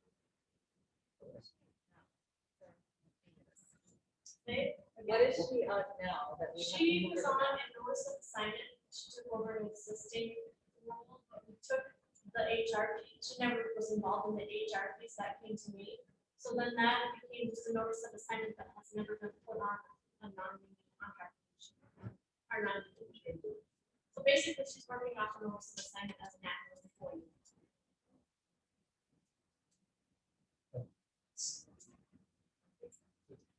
The company- In other words, we really appreciate her. Don't we anyway? She's our Mars coordinator, right? Yeah. Yeah, that one is a fair. That is a big. So that would have been the only change on her portion of the non-union agreement, is to, obviously she'll fall in line with whatever the raise of the benefits for this year, and to add $500 into a health savings account. So that needs to be discussed or voted or. Yeah, action item. we're discussing it. Any other discussion? Tonight, as long as it's on this fiscal year. Yeah. I think the number one thing, what you have right now is a motion to move onto the non-union agreement. Yes. And then if you want to add the other stuff tonight, you'd have to have that, you know, you have to go through all the steps. Let's get her moved tonight. That's done. We bring that other stuff to the next meeting. Is everybody okay with that one? Is that okay? To do it that way? All right, she belongs there. Let's get it done. Yep. So I kick that can down the road. All right, hearing no more discussion, will you call the roll? Superintendent Phelps. Director Bauman, I, Director Jared. Aye. Director Hackett, Aye. Director Hofstad. Aye. Director Lang. Director Rory. Aye. Let the record reflect that adding the payroll and benefits coordinator to the non-union agreement passes 6-0-0. Seconded that motion. I got it right here. It was seconded by Lang, Director Lang. Thank you, guys. Yes. I didn't- All right. H. H is, this has been a discussion, ongoing discussion. It actually started last year, but there were some problems with it. And I know some of the different schools in the area did an MOU on it, memorandum of understanding. And it came out of our organization, which is the School Board Association and not of my association. We should not do an MOU on this. Instead, it would take board action to extend the leave. Well, first thing you all should understand is what the leave was originally. And under a full-time employee, that would be 8 hours a day during the school year, it's 80 hours. That if you have COVID-related proof of that, that leave's given. Make it, totally understand this. government did not come up with money for that, or much money for it. Like a few $1,000s for the whole caboodle. Instead, it goes down as a tax credit. We get a credit on the social security tax for 2,400. That's it, Almost- it 2,400 almost for covered it. everybody. Okay, matter of fact, if we extended this to the whole year, the entire year, it would amount to $320,000 if everybody took it, That's 226,000 that we have to have. okay? Benefit expense. Benefit expense, exactly, which obviously is another problem. So looking at what other people did in Region 6, most of them went into March with extending it. Why? Because nobody had immunity. We didn't know where it was going at this time. I said from day one, we can retro it. I'm sorry, Susan, I'm sorry, Dawn, because that's a bummer for them. They gotta go back. But we wanted to know where everything is. Since the vaccination is out there, and we just got ours last week, my thought is to extend it. That doesn't mean you get a fresh 80 hours. It means it's a continuation of your original 80 hours. That taking it through the first week in March. That's when after that date, anyone that's been vaccinated and everybody in the district had that opportunity, they now do not have to stay home at all. They can stay on their job. It doesn't stop them if their child or their spouse or significant other or parent they're taking care of. That doesn't, that falls in the same category it always has. So What if we, as a board, decide not to extend? the you COVID? don't have to as a board. Because there's no funding for it. And if you don't have the money, how can you do an extension? You're absolutely right, but I told, I would bring it up to the board, it's the board's choice, it's not mine. I don't think it's a bad idea, and the numbers are way down right now for us. Question, so John, when you say extended until March or into March? The first week in March, starting that following week, which would be the 8th of March. Yep. The 8th of March, anybody that got vaccinated has immunity, and they do not have to be sent home if they've had close contact with anyone. So you're, And that is aligned with much of Region 6. so we're just talking about extending it until March. Correct. So retroing back. to- And retroing back, absolutely. When is it ended right now? It ended on December 31st was the last possible. Thought I read that most businesses ended it at the end of the year and they aren't offering it anymore. So is it different with school districts? Initially, when I had called, the districts in our surrounding area, they were not at that point extending it because somehow we did business once to the district. I don't know, and it may have changed, I haven't called until we did the initial, when I talked to the council. I don't know if more people got on board with offering the extension, I don't know, but at that point, it hadn't been, but it was in January, it was in that middle of January, and it was like, and nobody knew what was. What the prospect was gonna be. I know for sure 3 of our county schools did do an MOU on it before the first of the year. I believe one that did not, directly north of us, I could be wrong, did not, and we have not. But it's up to you. There's a neighbor, other neighbors. Yes, Region 6, many of those did not, and some extended it through March. John, you want to, like, the new board members, let them know. Oh, I'm sorry, Region 6? I'm sorry. Region 6. Go like this. It starts at Benton County, go start, Yeah, so okay? like, say club districts and. And Region 6 is starting at Benton County line, it takes in 46 different schools, I think, districts. The Region 5 takes in about 24. Yeah, we are region 5, but Campos, region 5 and region 6 ages. So region 6 are one of the bigger schools that have the ability to offer that. It also has most of our conference schools. John, can you talk about what Region 5 is doing? How many of those schools do you have a sense for that? I did not look at that because they did not keep a running tab. I called our region 5. because Some of our districts and peers did.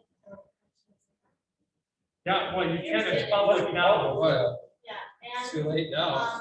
But now, we have not yet. I talked to the business center in Swanville, and she said they had decided, and then they are not doing it right now. They had decided to go forward, and then I think they had some board. And an MOU. Yeah, they reversed the MOU on some type of, direction of maybe. My guess is MSBA So, I mean, it's a crapshoot who's doing it. and Unsolicited. Absolutely. Can you, John, so then of that, whatever, 360, how much do you know how much has been used? We've been spent 79,000 Through the end of- through the end of December. So if we extend it in retro back, do we know how much that would cost for what? 6-7 weeks already we've done? Susan, do you know how much, how many people been out? She would have that. It's not as much as it was in December. It's Right, I not feel really like we were first part. slow with it, and then our numbers Yeah, were our down. numbers are lower. No, granted, we have to expense that. I'm gonna have to somehow expense this on the balance sheet. I mean, districts are really, but also put it on the development or don't do this shit too. We somehow come up with. Right, otherwise it's just 3 days on the district, which is fine too. You guys as a board have to. Do you guys make recommendations? John has a recommendation. Yeah, my recommendation is, we're in a pandemic. And this is unusual. Times, and I think the opportunity is there. A number of our people have already had the disease. And it gives them immunity for 90 days.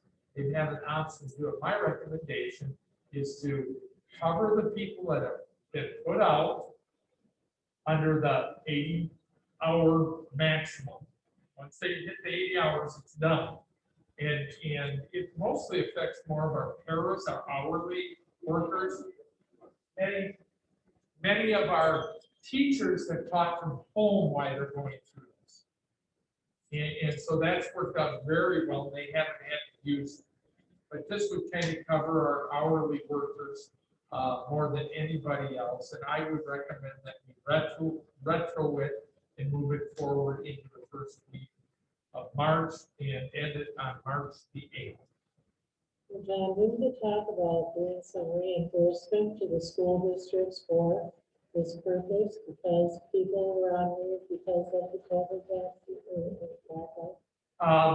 They might have talked about it, but I haven't seen any evidence of it anywhere. Then there's a really any benefit to continue. No, other than we're in a pandemic.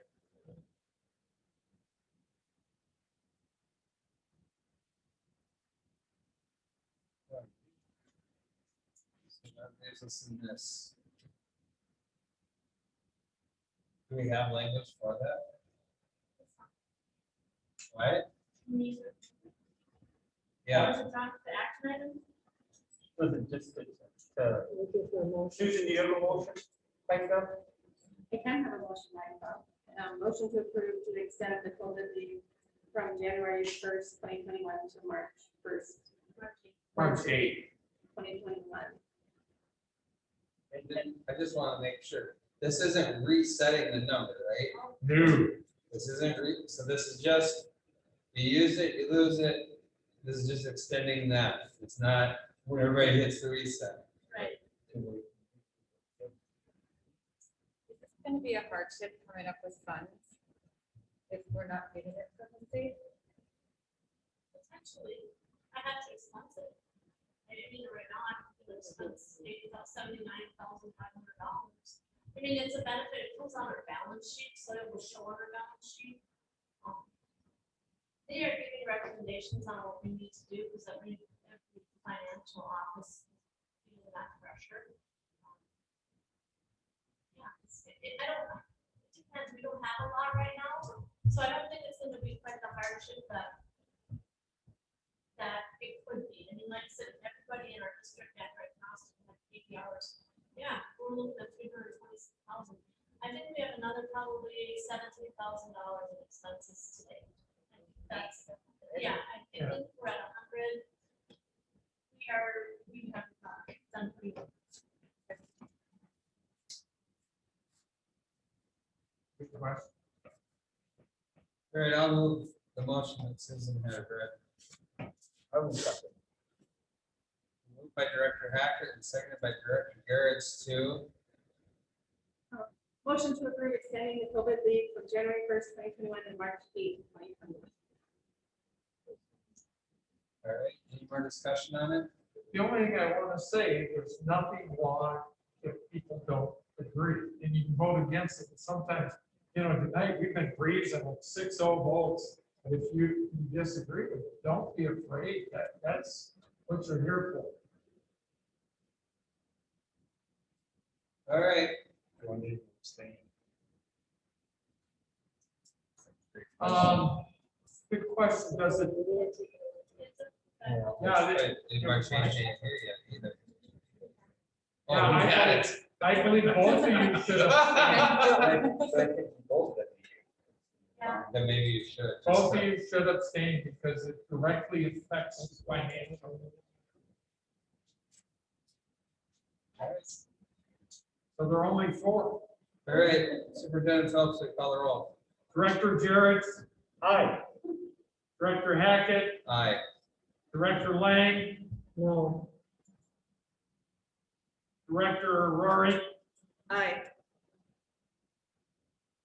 Let the record reflect, the vote passes to extend COVID leave to March 8th.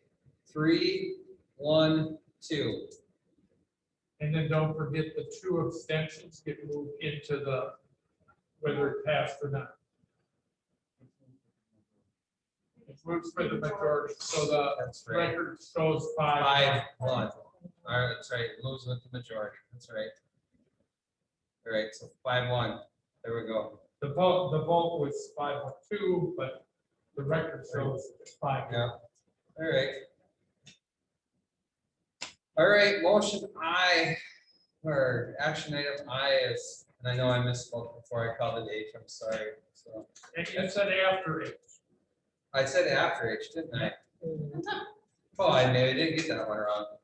I'm bailing you out. Okay, so now we have a donation to the Royalton School District for $200 for, it says general expenses from the food clock, from Roger Clock. So somebody want to move this? Second. Angela, you get the second. Myra had the first. Yeah. All right, Member Bauman introduced the following resolution and moved its adoption. Whereas Roger Kuklak has generously offered to donate $200 to the Royalton School District. Whereas the conditions on this gift are for use in the elementary school to be used for general expenses. Therefore, be it resolved by the Royalton School Board to gratefully accept the gift. The motion for adoption of the foregoing resolution was duly seconded by Member Rory, and upon a roll call vote being taken thereof, the following voted for in favor of. Call the roll, Superintendent Phelps, if you would. Director Bauman. Aye. Director Jarrett. Aye. Director Hackett. Aye. Director Hofstad. Aye. Director Lang. Director Rory. Aye. And following voted against, no one, and the following who abstained was no one. The foregoing resolution passes 6-0-0. Approved this 22nd day of February, 2021.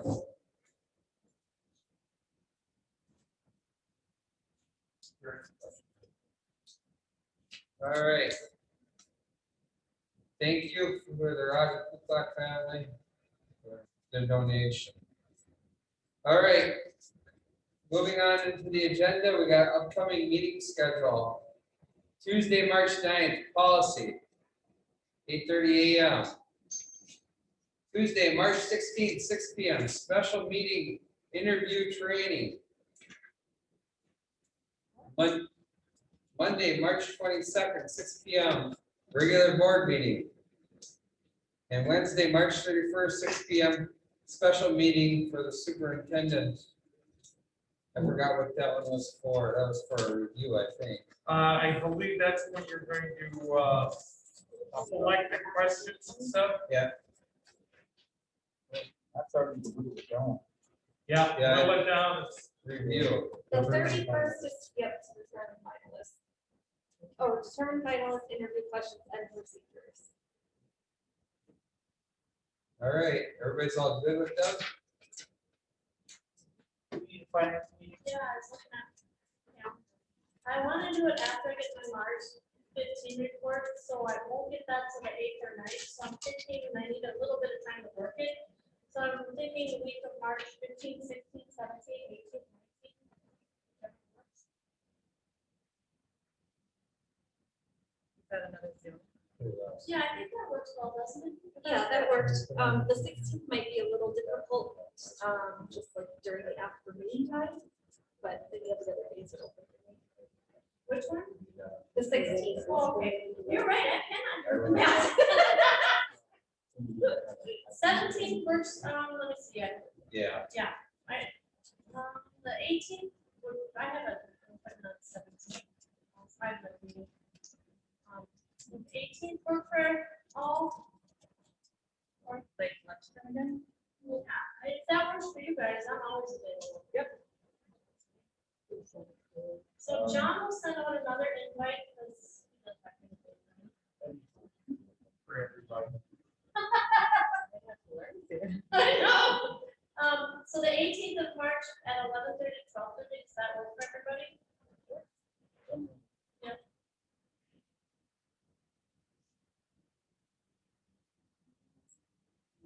That's a Thursday. Yeah, does that work for you? Yep, we're gonna do 11:30 till 4:30. Yeah. Perfect.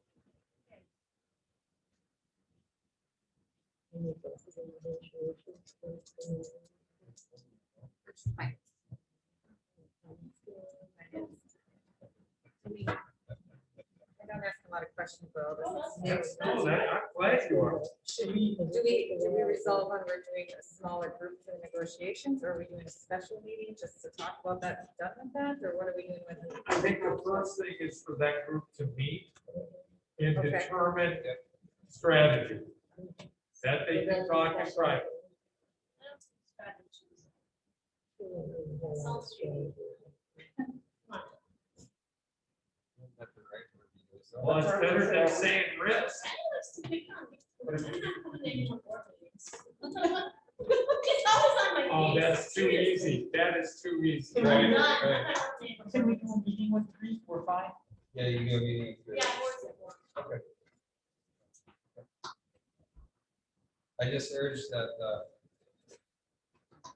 three, I mean, we try to keep on continuity of contracts. So, because, and it's administration's job to tell us when the contracts are out of step, like, whatever word you use, that not equitable.